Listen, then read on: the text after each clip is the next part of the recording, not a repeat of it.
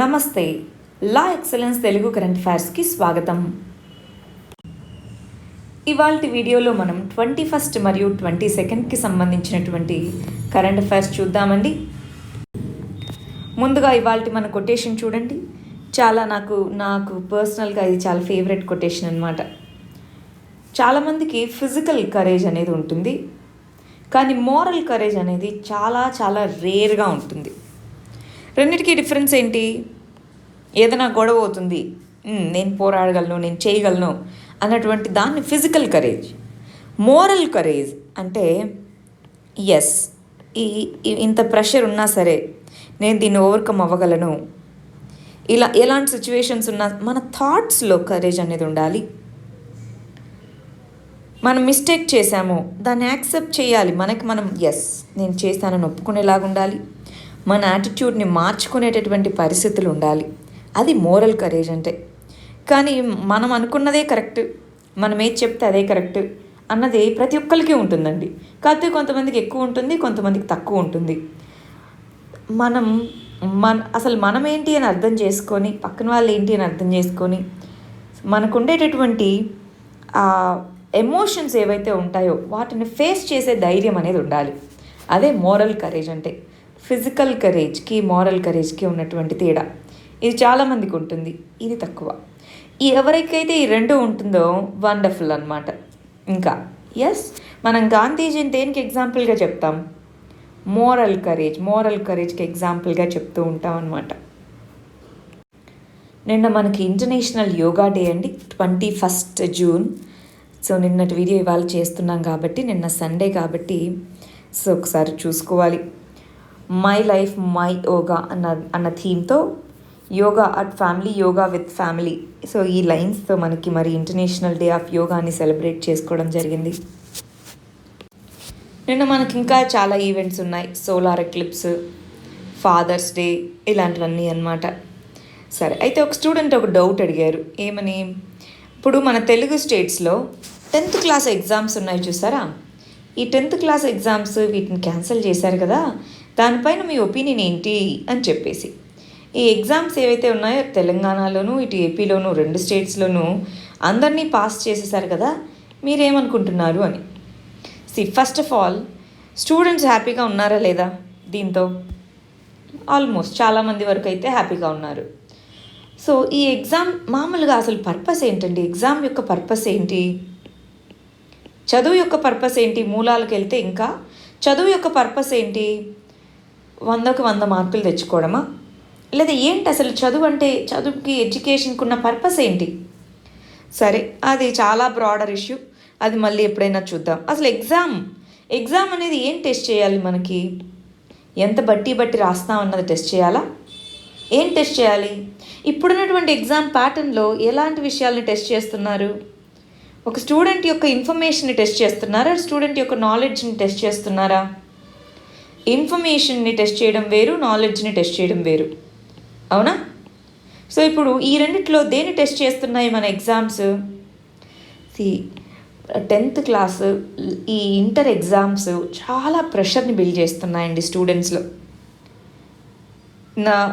నా పర్సనల్ దీని గురించి కూడా, అంటే నేను 10th ఇంటర్ ఎగ్జామ్స్ రాసేటప్పుడు అదేదో జీవన్ మరణ యుద్ధం అంటారు చూసారా, అలా ఉండేది పరిస్థితి.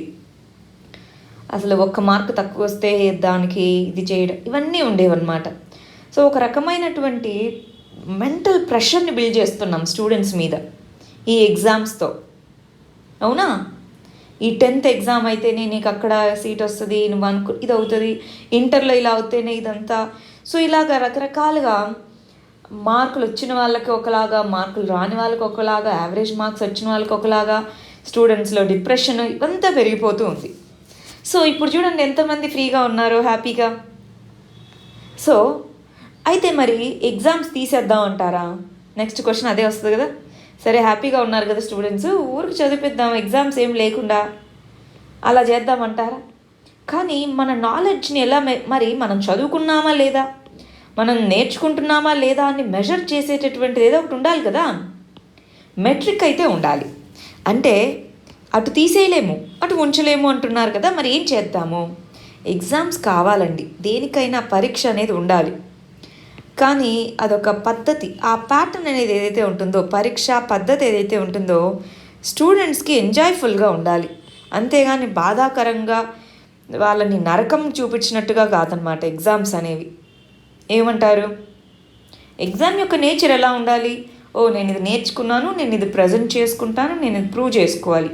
అంతేగాని ఇది రాకపోతే చచ్చిపోతాను, ఇది రాకపోతే వాళ్ళు చంపేస్తారు, ఇది రాకపోతే అక్కడ సీట్ రాదు, ఇది రాకపోతే జీవితం అయిపోయింది, ఇలా ఉంటున్నాయి మన ఎగ్జామ్స్. సో ఇప్పుడు ప్రస్తుతానికి కరోనా వైరస్ టైంలో చేసిందైతే గుడ్, చాలామందికి ఇది హ్యాపీగా కూడా ఉన్నారు పిల్లలు. కానీ ఇప్పుడు మన కాలేజెస్ మెరిట్ సీట్లను ఇస్తూ ఉంటాయి కదా, ఇప్పుడు దేన్ని బేస్ చేసుకొని ఇస్తాయో మరి చూడాలి. ఈ గ్రేడింగ్స్ కూడా మన ప్రీ టర్మ్ ఎగ్జామ్స్ని బేస్ చేసుకొని ఇస్తాము అంటున్నారు. మరి అవన్నీ ఎలా అవుతాయో ఏంటో చూడాలండి, రైట్? కానీ ఏది చేసినప్పటికీ ఈ అతి కాంపిటీషన్ ఎక్కువైపోయింది, ఓవర్ కాంపిటీషన్. సో ఈ ఓవర్ కాంపిటీషన్ వల్ల చాలా సైకలాజికల్గా పిల్లల్లో ఒత్తిడిని బాగా మానసికంగా చాలా చాలా ఒత్తిడి వస్తుంది. దాన్ని మరి అడ్డుకునేలాగా మన ఎడ్యుకేషన్, మన వ్యవస్థ అనేది మారాలి. రవీంద్రనాథ్ ఠాగూర్ గారు చెప్తారనమాట, తన యొక్క స్కూల్లో శాంతినికేతన్ అన్నటువంటి స్కూల్ని మొదలుపెట్టినప్పుడు చెప్తారు, పిల్లలకి చదువు అనేది భారంగా ఉండకూడదు, ఆనందంగా ఉండాలి అని.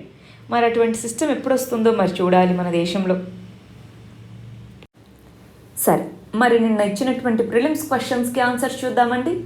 ఫస్ట్ క్వశ్చన్ వచ్చేసి, రష్యాతో ల్యాండ్ బౌండరీని షేర్ చేసుకునేటటువంటి కంట్రీ ఏంటి అని అడిగాము. పోలాండ్ కాదు, నెదర్లాండ్స్ కాదు, టర్కీ బౌండరీని షేర్ చేసుకుంటుందండి, కానీ మారిటైమ్ బౌండరీని షేర్ చేసుకుంటుంది. మారిటైమ్ బౌండరీని షేర్ చేసుకుంటుంది, ల్యాండ్ బౌండరీ కాదు. ఉక్రెయిన్ మాత్రం ల్యాండ్ బౌండరీని షేర్ చేసుకుంటుంది. ఆన్సర్ వచ్చేసి డి అన్నమాట. సో మ్యాప్ బుక్ పెట్టుకునే దీన్ని సాల్వ్ చేయాలి, మ్యాప్ బుక్ పెట్టుకొని చూసుకొని అప్పుడు దీనికి ఆన్సర్ చేయాలి. నెక్స్ట్ రెండో క్వశ్చన్ చూడండి, కీలాడి ఆర్కియలాజికల్ సైట్ ఏదైతే ఉంది కదా, దానికి సంబంధించి 3 స్టేట్మెంట్స్ ఇచ్చాము, దాంట్లో ఏది కరెక్టో చెప్పండి అంటున్నారు. ఫస్ట్ చూడండి, వాయిగాయ్ రివర్ బ్యాంక్ దగ్గర ఉంది అంటున్నారు. వాయిగాయ్ అనేటటువంటి రివర్ ఏదైతే ఉందో దాని యొక్క నది ఒడ్డున ఉంది అంటున్నారు. అవును. రెండోది, ఈ ఎక్స్కవేషన్స్ ఏవైతే చేశారో అవి వాయిగాయ్ కల్చర్కి, ఇండస్ వ్యాలీ కల్చర్కి కొన్ని సిమిలారిటీస్ ఉన్నాయి.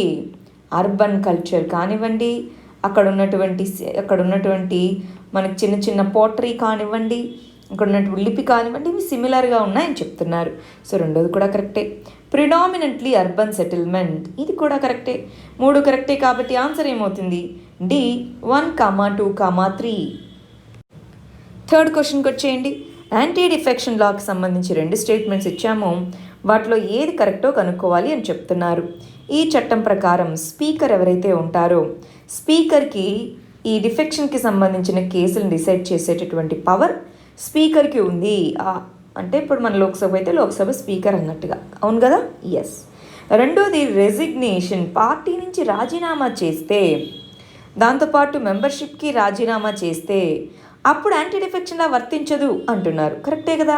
సో ఈ టెక్నిక్ని వాడుతున్నారు, అదే కదా మనం మొన్న చదువుకుంది. సో రెండోది కరెక్టే. ఆన్సర్ ఏమవుతుంది? సి 1, 2.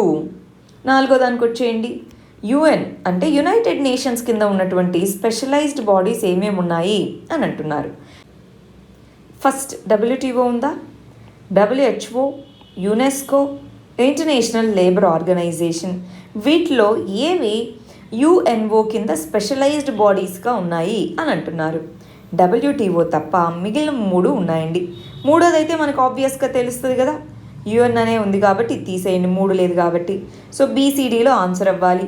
సో మనకి ILO కానీ వీటిలో ఏదన్నా క్లూ తెలిస్తే మనం ఆన్సర్ అనేది చేయగలం అనమాట. WTO తప్ప మిగిలినవన్నీ స్పెషలైజ్డ్ బాడీసే ఉన్నాయి.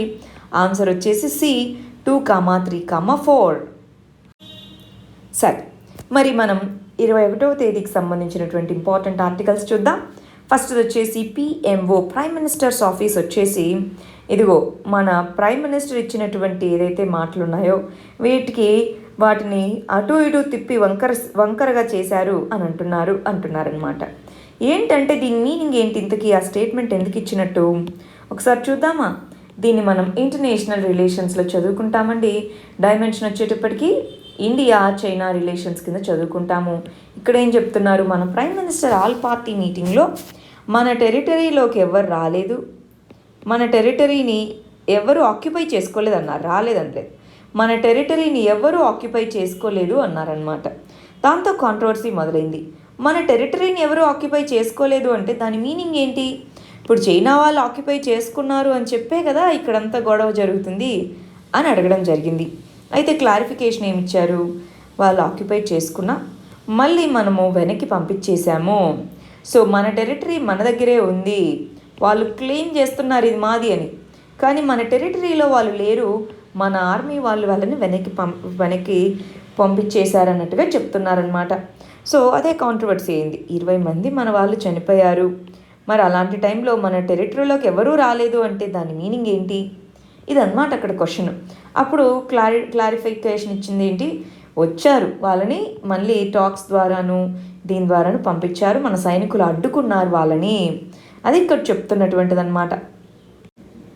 నెక్స్ట్ గమనించాలి, జమ్మూ అండ్ కాశ్మీర్లో పాకిస్తాన్ సైడ్ నుంచి ఆర్మ్స్ అంటే వెపన్స్ ఇవి ఉండేటటువంటి ఒక డ్రోన్ అన్నది పాకిస్తాన్ సైడ్ నుంచి మన ఇండియా సైడ్కి క్రాస్ అవ్వడం జరిగింది. దాన్ని మన వాళ్ళు సక్సెస్ఫుల్గా క్రాష్ చేశారనమాట, పేల్చివేయడం జరిగిందనమాట, కూల్చివేయడం జరిగింది. మరి దీన్ని దేని కింద చదువుకుందాము? అటు ఇంటర్నల్ సెక్యూరిటీలోనూ చదువుకుందాము, ఇటు సైన్స్ అండ్ టెక్నాలజీలోనూ చదువుకుందాము. ఇంటర్నల్ సెక్యూరిటీకి వచ్చేటప్పటికి ఏమేమి చదువుకోవచ్చు? ఇండియా పాకిస్తాన్ రిలేషన్స్ ఏంటి అని చదువుకోవచ్చు. సైన్స్ అండ్ టెక్నాలజీకి వచ్చేటప్పటికి డ్రోన్స్ యొక్క అడ్వాంటేజెస్ డిసడ్వాంటేజెస్ ఏంటి అన్న దాని కింద చదువుకోవచ్చు. ఫస్ట్ అసలు ఇక్కడ ఏ సైడ్ నుంచి వచ్చింది? మన PoK Pakistan occupied Kashmir side నుంచి మనకి పర్టికులర్గా ఈ డ్రోన్ అనేది రావడం జరిగింది. ఎందుకని డ్రోన్ వచ్చింది? అసలు ఏముంది దీంట్లో? బార్డర్ క్రాస్ చేయడం తక్కువగా ఉంది, మరి ఇటు సైడ్ ఉండేటటువంటి వాళ్ళకి ఆర్మ్స్ అందించాలి, టెర్రరిస్ట్ యాక్టివిటీ వీటన్నిటి కోసం. సో దానికోసం అని చెప్పేసి డ్రోన్ ద్వారా ఆర్మ్స్ని అమ్యునిషన్ని ఇటు సైడ్ క్రాస్ అయ్యేలాగా చేయడం జరిగిందనమాట. అయితే మన వాళ్ళు ఏం చేశారు? దాన్ని గమనించి షూట్ చేయడం జరిగింది, అది కింద పడిపోయింది. సో దాన్ని తీసి చూడగా మనకు అర్థమైనటువంటి విషయం ఏంటి? అది చైనాలో మ్యానుఫ్యాక్చర్ చేయబడినటువంటి డ్రోను. ఇక్కడ గమనించాలండి, చైనాలో మ్యానుఫ్యాక్చర్ చేయబడింది కదా అని చెప్పేసి అది చైనా వాళ్ళు పంపించారని చెప్పట్లేదు, మనం పాకిస్తాన్ వాళ్ళే పంపించారు. చాలా వరకు ఇప్పుడు మేడ్ ఇన్ చైనానే. మన వాళ్ళు వేసుకునేటటువంటిదిగో ఈ సెక్యూరిటీ ఉన్నాయా వెస్ట్ అంటారు, సో అవి కూడా కొన్ని చైనాలో మ్యానుఫ్యాక్చర్ అవుతున్నాయి, మ్యానుఫ్యాక్చర్ ఇన్ చైనా అనే ఉన్నాయన్నమాట. అంటే ఇది చైనాలో తయారు చేయబడ్డది. అటు చైనాలో తయారు చేయబడ్డటువంటి డ్రోను, ఇక్కడ వీళ్ళు పంపించినటువంటి ఆర్మ్స్ ఏవైతే ఉన్నాయో అవి యుఎస్ఏకి సంబంధించినవి. అంటే వాళ్ళిద్దరూ చేశారని కాదు, వాళ్ళిద్దరు సైడ్ నుంచి కొనుక్కున్న వాటిని వీళ్ళు ఇక్కడ ఉపయోగిస్తున్నారు అని మనకు అర్థం చేసుకోవాలి. సరే, దీనికి సంబంధించి మరి డ్రోన్స్ విషయానికి వెళ్దామా? ఇదిగో డ్రోన్స్ ఇన్ని రకాలుగా ఉండొచ్చండి. ఇవన్నీ కూడా మిలిటరీ డ్రోన్స్ అని అంటూ ఉంటారు. సో మిలిటరీ డ్రోన్స్ అనేవి రకరకాలుగా ఉంటాయండి. సివిలియన్ డ్రోన్స్, మిలిటరీ డ్రోన్స్ అని 2 రకాలుగా కేటగిరైజ్ చేస్తాము. ఇక్కడ వాళ్ళ యొక్క ఆర్మీ పంపించలేదు, గమనించాలి. పాకిస్తాన్ యొక్క ఆర్మీ పంపించలేదండి. పాకిస్తాన్ సైడ్ ఉన్నటువంటి కొంతమంది టెర్రరిస్ట్ గ్రూప్స్, ఎక్స్ట్రీమిస్ట్ గ్రూప్ వాళ్ళు పంపించారు, ఆర్మీ వాళ్ళు కాదు పంపించింది. ఆర్మీ వాళ్ళ సపోర్ట్ ఉందా లేదా అది వేరే విషయం, కానీ పంపించింది అయితే ఆర్మీ వాళ్ళు కాదు. అందుకని దీన్ని మనం మిలిటరీ డ్రోన్ అనట్లేదు, ఇది సివిలియన్ డ్రోనే. కానీ ఇది రోగ్ డ్రోన్ అంటున్నా. రోగ్ డ్రోన్ అంటే ఏంటి?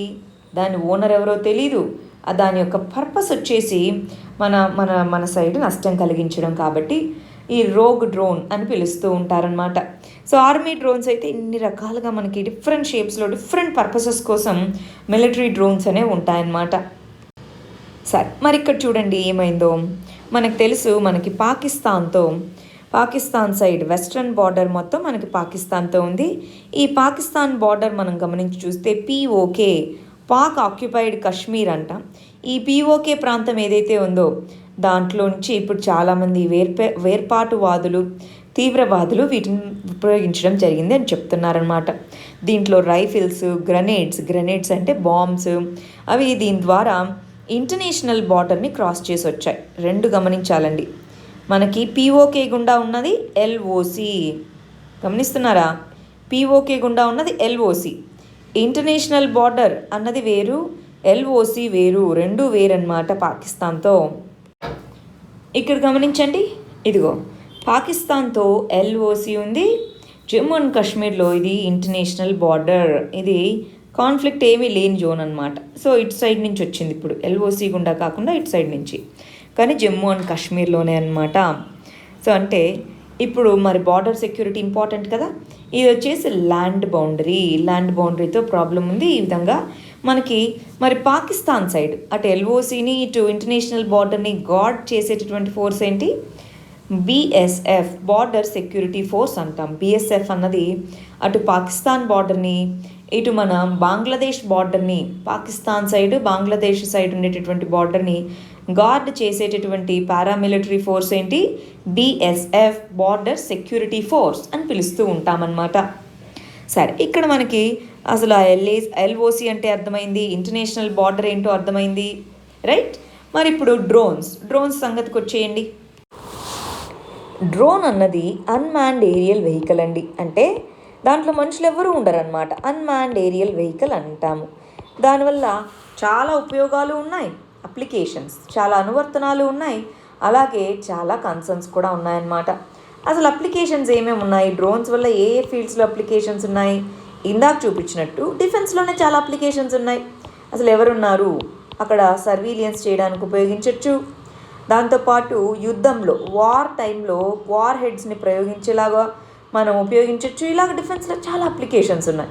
దాంతోపాటు ఇక్కడ మనం చూస్తున్నాం, సో లా అండ్ ఆర్డర్ ఇష్యూస్లో డ్రోన్స్ని ఉపయోగిస్తారు, అగ్రికల్చర్లో డ్రోన్స్ని ఉపయోగిస్తారు. ఇప్పుడు అమెజాన్ ఇవన్నీ ఏం చేస్తున్నాయి? డోర్ డెలివరీ అంటే కామర్స్ వీటిలోనూ మనకి డ్రోన్స్ని ఉపయోగిస్తున్నారు. ఎంటర్టైన్మెంట్, ఫోటోగ్రఫీ వీటన్నిటిలోనూ డ్రోన్స్ని ఉపయోగిస్తున్నారు. చాలా సెక్టార్స్లో మనకి వీటితో పాటు ఇంకా చాలా అప్లికేషన్స్ ఉన్నాయి. ఇలా వీటన్నిటిలో ఉపయోగిస్తున్నారు. కానీ మనకున్నటువంటి కన్స్ట్రెయింట్స్ ఏంటి? కన్స్ట్రెయింట్స్ అంటే దాన్ని ఉపయోగించడం బాగానే ఉంది, కానీ దానివల్ల కొన్ని ప్రాబ్లమ్స్ ఉన్నాయి, దాన్ని ఫుల్ స్కేల్లో ఉపయోగించుకోలేకపోవడానికి అంటున్నారు. అవేంటి? Privacy concerns. సో ఎక్కడ పడితే అక్కడ ఫొటోస్ ఇవన్నీ తీయడం కాదు కదా.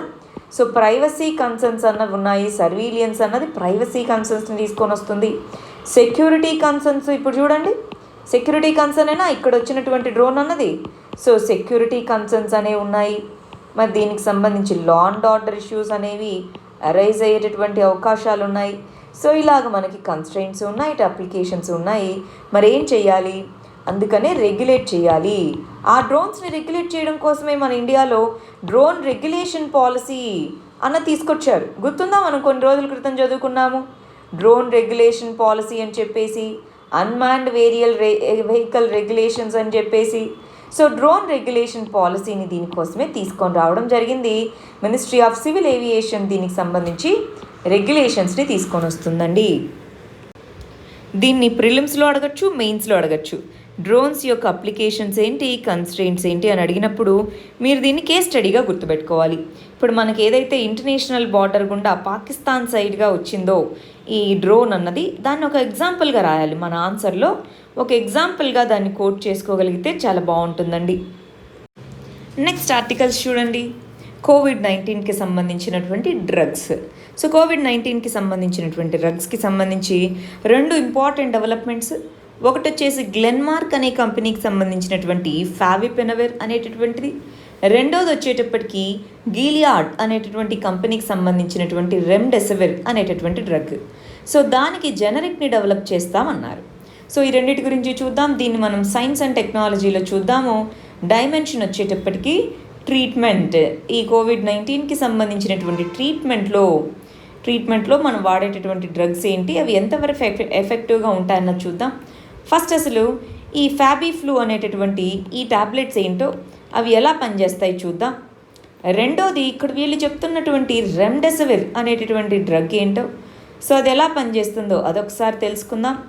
మూడోది ఇక్కడ జెనరిక్ అని ఒక పదం వాడారు, జెనరిక్ మెడిసిన్ అన్నట్టుగా. సో ఇంతకీ జెనరిక్ అంటే ఏంటి, ఆ జెనరిక్ మెడిసిన్ ఎలా తయారు చేస్తారో చూద్దాం. 4 drug controller general of India అంటున్నారు. ఈ drug controller general of India మరి ఎవరు? సో ఇదెందుకు పర్మిషన్స్ ఇవ్వాలి అవి చూద్దామా ఒకసారి.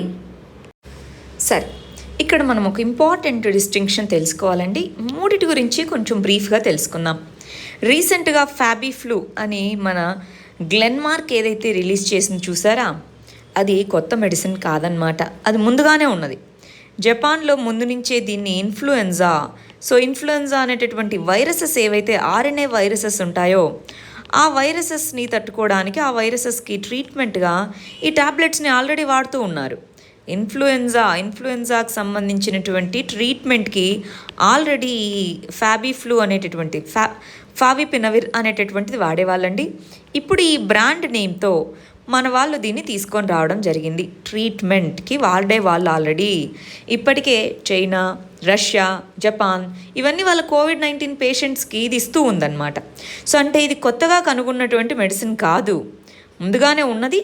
ఇప్పుడు మనకి drug controller general of India వచ్చేసి దీన్ని వాడచ్చు, ఎవరికి వాడచ్చు అని చెప్పింది, ఈ ఫ్యాబీఫ్లూ అన్నది దాని యొక్క బ్రాండ్ నేమ్. దాంట్లో ఉన్నటువంటి కెమికల్ నేమ్ ఏంటి, ఫావిపినవిర్ అనేటటువంటిది. సో ఇది మైల్డ్ కేసెస్లో వాడుకోవచ్చు అని చెప్పింది. సో అందువల్ల ఇది న్యూస్లో ఉందన్నమాట. కానీ మన వాళ్ళు టీవీ ఛానల్స్ వీళ్ళని చూస్తే సో ఇది కొత్త డ్రగ్ మన ఇండియాలోనే కనుగొన్నారు అన్నట్టుగా కొంతమంది కూడా చెప్తున్నారు. సో కొత్త డ్రగ్ కాదండి, ముందుగానే ఉన్నది ఇన్ఫ్లుయెన్జాకి సంబంధించి. దాన్ని ఇప్పుడు కోవిడ్-19 పేషెంట్స్కి వాడాలంటే లార్జ్ స్కేల్లో ప్రొడ్యూస్ చేయాలి. సో గ్లెన్మార్క్ అనేది దాన్ని ప్రొడ్యూస్ చేస్తుంది, అది ఇక్కడ చెప్తున్నటువంటిది. రెండోది రెమ్డెసివిర్ అనేటటువంటి పర్టికులర్ డ్రగ్ ఏదైతే ఉందో, ఫస్ట్ వచ్చేసి ఇది టాబ్లెట్స్ అండి, ఇవి టాబ్లెట్స్. అందువల్ల దీని యొక్క యూజ్ ఏంటి, డాక్టర్ ప్రిస్క్రైబ్ చేస్తే, మనం ఇంట్లో మామూలుగా ఫీవర్ వస్తే పారాసిటమాల్ ఇవి ఎలా వేసుకుంటామో డాక్టర్ ప్రిస్క్రిప్షన్తో ఈ టాబ్లెట్స్ మనం ఇంట్లో అయినా వేసుకోవచ్చు అనమాట. అది దీని యొక్క అడ్వాంటేజ్. ఇక్కడికి వచ్చేయండి రెమ్డెసివిర్ అంటున్నాం. ఈ రెమ్డెసివిర్ అనేటటువంటిది ఏంటి, ఇది ఒక లిక్విడ్ లాంటిది, ఇది ఇంజెక్ట్ చేయాలి అంటే ఇది ఒక ఇంజెక్షన్ ఫామ్లో ఎక్కించాలి. ఇది అంటే ఖచ్చితంగా మనం హాస్పిటల్స్కి వెళ్ళి దీన్ని ఎక్కించుకోవాలన్నమాట. అయితే మన గ్లెన్మార్క్ తయారు చేసినటువంటి ఫ్యాబీఫ్లూ మైల్డ్ కేసెస్ అయితే దీన్ని సివియర్ కేసెస్లోనే వాడాలి అన్నట్టుగా చెప్పారు. సివియర్ కేసెస్లో ట్రీట్ చేసేందుకు ఇది వాడాలి అని చెప్పేసి, ఇది గిలియాడ్ అనేటటువంటి కంపెనీకి సంబంధించిన డ్రగ్ నేమ్ అనమాట. రెమ్డెసివిర్ అనేది యుఎస్ఏకి సంబంధించిన కంపెనీ గిలియాక్. సో దానికి ఈ గిలియాడ్ అనేటటువంటి కంపెనీకి సంబంధించిన డ్రగే రెమ్డెసివిర్. అది కూడా దీనికోసం తయారు చేయలేదు. సో ఇది కూడా ఇలాంటి ఇన్ఫ్లుయెన్జా కోసమే తయారు చేయడం జరిగింది. ఇది కూడా స్పెసిఫిక్గా కరోనా వైరస్ కోసమనేం తయారు చేయలేదన్నమాట. బట్ దీన్ని వాడచ్చు, దీని యొక్క పాజిటివ్ రిజల్ట్స్ అనేవి చాలా కేసుల్లో ఉన్నాయి కాబట్టి దీన్ని వాడచ్చు అని చెప్పేసి మన వాళ్ళు దీన్ని యూజ్ చేసుకోవాలి అంటే కంపెనీ ఏదైతే ప్రొడ్యూస్ చేసిందో దాని నుంచి పర్మిషన్ తీసుకోవాలి. సో దాని పేరు గిలియాడ్ అనేటటువంటి ఈ కంపెనీ. సో దీని నుంచి పర్మిషన్ తీసుకున్నాము మేము అని చెప్పేసి చెప్తున్నారనమాట. చాలా కంపెనీస్ గిలియాడ్ నుంచి పర్మిషన్ తీసుకొని దీన్ని ప్రొడ్యూస్ చేస్తున్నాయి. అయితే ఇది డాక్టర్ యొక్క దీంట్లో మాత్రమే, డాక్టర్ చెప్పినట్టు డాక్టర్ సమక్షంలో మాత్రమే దీన్ని వాడాలి, అది ఇంకొకటి అనమాట. ఈ రెండిటికంటే కూడా, ఇవి రెండు ముందున్నవే, ఈ రెండిటికంటే కూడా ఇదిగో డెక్సామిథసోన్ అనేటటువంటిది చాలా బెటర్గా యూజ్ అవుతుంది, చాలా చీప్గా అవైలబుల్గా ఉంటుంది అని మనం చదువుకున్నాం ఒక 2-3 రోజుల క్రితం, మీకు గుర్తుందా? సో ఇది వచ్చేసి చూడండి, ఈ కొన్ని టాబ్లెట్స్ మనకి 3,500 అవుతుంటే ఇక్కడ ఒక్కొక్కటి ఇది 3,500 నుంచి 5,000 రూపాయల్లోపు అమ్ముతాము అని చెప్తున్నారు. ఇవి కాస్ట్లీ, కానీ ఇవి చూడండి, సో లెస్ దాన్ 10 రూపీస్ లోపలే మనకి ఒక టాబ్లెట్ అవైలబుల్గా ఉండేటటువంటిది అనమాట. ఈ డెక్సామిథోసేన్ అనేటటువంటిది ఈ రెండిటికంటే ఎఫెక్టివ్గా పనిచేస్తుంది అంటున్నారు. సో మరి దీని మీదుగా రీసెర్చ్ అనేది ఇంకా ఇంటెన్సిఫై చేయాలి. అయితే మీరు గమనించాల్సింది ఏంటి, కోవిడ్-19 కని స్పెసిఫిక్గా తయారు చేసినవి కాదు ఈ 2 యాంటీవైరల్స్. ఇవి 2 యాంటీవైరల్స్ అండి. ఏవి, మన గిలియాడ్ తయారు చేసినటువంటి రెమ్డెసివిర్ మరియు ఫావిపినవిర్ అనేటటువంటి యాంటీవైరల్స్. అవి 2 యాంటీవైరల్స్ దీనికోసం చేయాల, ముందే చేసినవి దీన్ని రీపర్పస్ చేసుకున్నారు. దాని మీనింగ్ ఏంటి, రీపర్పస్డ్ డ్రగ్స్ అంటాం. ఒక పర్పస్ కోసం తయారు చేశాము, కానీ కొత్త జబ్బు రావడంతో దాన్ని ఆ పర్టికులర్ దానికి వాడుతున్నాము, రీపర్పస్డ్ డ్రగ్స్. ఇది వచ్చేసి ఇన్ఫ్లమేషన్ని ఆపుతుందంతే. ఇదేం చేస్తుంది, వాపు రాకుండా ఊపిరితిత్తుల్లోనూ అలాగా ఇన్ఫ్లమేషన్ని ఆపుతుందన్నమాట. సో దీని మీద ఎక్కువ రీసెర్చ్ చేయాలన్నట్టుగా చెప్తున్నారు. బట్ ఇవైతే ప్రస్తుతానికి ఎఫెక్టివ్గానే ఉంటాయి, కానీ ఫుల్ స్కేల్ ఎఫెక్టివ్నెస్ ఉంటుందా, ఉండకపోవచ్చు. ఎందుకంటే ఇది వేరే పర్పస్ కోసం తయారు చేశారు, దీనికోసం కాదు.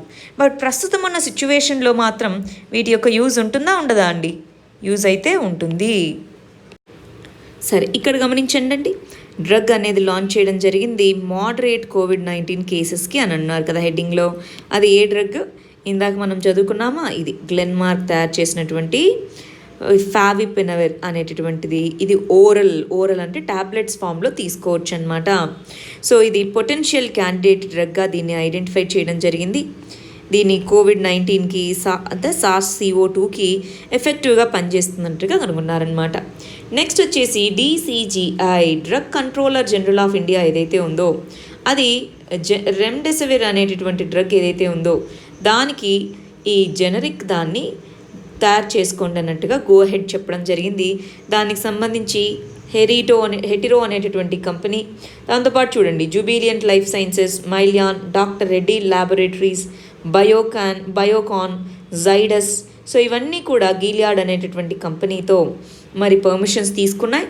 అవన్నీ కూడా ఈ పర్టికులర్ డ్రగ్ని తయారు చేయబోతున్నాయి అన్నమాట. సో ఇక మరి జెనరిక్ అని ఎందుకన్నారు? జెనరిక్ మెడిసిన్ అని ఎందుకన్నారంటే పర్మిషన్ తీసుకొని వీళ్ళు తయారు చేస్తున్నారు, ఆ కంపెనీ తయారు చేయట్లేదు కదా.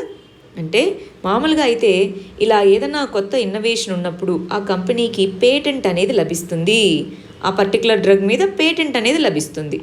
సో అది ఎంత కాస్ట్ అయినా పెట్టుకొని దాన్ని అమ్ముకోవచ్చు అనమాట. పేటెంట్ హక్కు దానికే ఉంటుంది, ఇంకెవ్వరు ప్రొడ్యూస్ చేయడానికి ఉండదు. ఒకవేళ ఇంకెవరన్నా ప్రొడ్యూస్ చేయాలి అనుకుంటే జెనరిక్గా, సో వాళ్ళు ఏం చేయాలి, దీని దగ్గర పర్మిషన్ అనేది తీసుకోవాలి. ఆ పర్మిషన్ అనేది తీసుకున్నప్పుడు వీళ్ళకి ఖర్చు అంతా తగ్గిపోతుంది కదా, రీసెర్చ్ ఖర్చు అంతా తగ్గిపోతుంది. వాళ్ళు జస్ట్ మేము ఇదిగో ఇవి ఇలాంటి యాక్టివ్ ఫార్మాస్యూటికల్ ఇంగ్రీడియంట్స్ వాడాము అని చెప్తారనమాట. దాన్ని బట్టి వీళ్ళు తయారు చేసుకుంటారు క్లినికల్ ట్రయల్స్. మరి మొత్తం రీసెర్చ్ ఇదంతా కాస్ట్ తగ్గుతుంది కాబట్టి తక్కువ కాస్ట్కే వీళ్ళు ప్రొడ్యూస్ చేయడానికి అవుతుంది. మరి వీళ్ళు ఏవైతే కంపెనీస్ ఇప్పుడు హెటిరో అన్నామో వీళ్ళు ఏం చేస్తారు, ఈ పర్టికులర్ కంపెనీకి రాయల్టీ అన్నది పే చేయడం జరుగుతుందన్నమాట. సో అది ఎక్కువగా ఉందనుకోండి, ఎక్కువ రాయల్టీ అడిగిందనుకోండి, అప్పుడు ఏం చేయొచ్చు, ఆ కంట్రీ అంటే ఫర్ ఎగ్జాంపుల్ ఇండియా అనుకోండి, కంపల్సరీ లైసెన్సింగ్ అని అడగచ్చు. అదిగో నువ్వు అడిగినంత మేము కట్టలేం, కానీ మా వాళ్ళు ఇంత పే చేయగలుగుతారు, నువ్వైతే కంపల్సరీ లైసెన్సింగ్ ఇవ్వాలి అనొచ్చు అనమాట. కానీ ఇక్కడ గిలియాడే వాలంటరీగా సరే మేము లో కాస్ట్కి అది చేయాలనుకుంటున్నాము, మా పర్మిషన్ ఇస్తున్నాం అన్నట్టుగా చెప్పడం జరిగింది. అలా చేస్తేనే మనకు చూడండి 5,000 నుంచి 6,000 రూపాయల వరకు ఉండొచ్చు 100 mg బాటిల్ ఇది అని అంటున్నారనమాట. దీనికి అప్రూవల్ ఎవరిచ్చారు మరి? Drug controller general of India అనేది ఏదైతే ఉందో, drug controller general of India approval అనేది మ్యానుఫ్యాక్చర్ మరియు సేల్ చేసుకోవచ్చు మీరు ఈ జెనరిక్ డ్రగ్స్కి సంబంధించి అన్నట్టుగా అప్రూవల్ అనేది ఇవ్వడం జరిగింది. మరి వీళ్ళు ఏ బ్రాండ్ నేమ్ కింద దీన్ని అమ్మాలనుకుంటున్నారు? కోవిఫర్ అనేటటువంటి బ్రాండ్ నేమ్ కింద ఈ పర్టికులర్ డ్రగ్ని అమ్మాలనుకుంటున్నారనమాట. సరే, మరి ఇక్కడ అప్రూవల్ ఇచ్చారు DCGI అన్నాం కదా, మరి DCGI దేని కిందకి వస్తుంది? మనకి మినిస్ట్రీ ఆఫ్ హెల్త్ ఏదైతే ఉందో, ministry of health and family welfare కింద సెంట్రల్ డ్రగ్స్ స్టాండర్డ్ ఆర్గనైజేషన్ వస్తుంది. దాని కింద మనకి drug controller general of India, అంటే drug controller general of India అన్నది ఒక ఆఫీస్ అండి, ఒక ఆఫీస్. సో వీళ్ళు ఈ పర్టికులర్ పర్సన్ ఎవరైతే ఉన్నారో ఈ CDS, ఈ సెంట్రల్ డ్రగ్ స్టాండర్డ్స్ కంట్రోల్ ఆర్గనైజేషన్స్కి హెడ్గా ఉంటారు. ఈ ఆర్గనైజేషన్ అన్నది ministry of health and family welfare కిందికి వస్తుంది. సో దీని యొక్క ఫంక్షన్స్ ఏంటి, ఏమేమి ఫంక్షన్స్? ఈ డ్రగ్స్, వ్యాక్సిన్స్ ఇలాంటి వాటికి అప్రూవల్స్ అనేది ఇవ్వడం అనమాట. క్లినికల్ ట్రయల్స్కి అప్రూవల్ ఇవ్వడం వేరు, అంతా అయిపోయిన తర్వాత క్లినికల్ ట్రయల్స్ అన్నీ కంప్లీట్ అయిపోయిన తర్వాత ఇండియాలో వాడాలా లేదా అన్నదానికి అప్రూవల్ ఇచ్చేది మన DCGI drug controller general of India. మరి మనం ICMR అని కూడా పేరు వింటూ ఉంటాం కదా, మరి ఆ ICMR ఎవరు? ICMR వచ్చేసి మన ministry of health and family welfare కింద ఉన్నటువంటి బాడీ. ఇదేం చేస్తూ ఉంటుంది? స్టాండర్డ్స్ని సెట్ చేస్తూ ఉంటుంది. హెల్త్ మరియు బయోమెడికల్ రీసెర్చ్కి సంబంధించినటువంటి స్టాండర్డ్స్ని సెట్ చేస్తుంది. అంటే క్లినికల్ ట్రయల్స్ ఎలా ఉండాలి ఏంటి, ఆ స్టాండర్డ్స్ని సెట్ చేయడము అదంతా దీని కింద చేస్తుందన్నమాట. సో స్టాండర్డ్స్ మీట్ అయ్యాక అంతా అయిపోయి ఫైనల్ డ్రగ్ అనేది తయారైన తర్వాత ఆ ఫైనల్ డ్రగ్కి అప్రూవల్ ఇవ్వాలా లేదా అన్నది చూసేది DCGI. ఆ క్లారిటీ పెట్టుకోవాలండి, చాలా ఇంపార్టెంట్ ఇది. నెక్స్ట్ ఆర్టికల్ గమనించండి. IIT పాలక్కాడ్ అనేది ఏదైతే ఉందో అది ఒక అల్ట్రాసౌండ్ కోవిడ్-19 స్క్రీనింగ్ కోసం అల్ట్రాసౌండ్ డెవలప్ చేయడం జరిగింది అని చెప్తున్నారనమాట.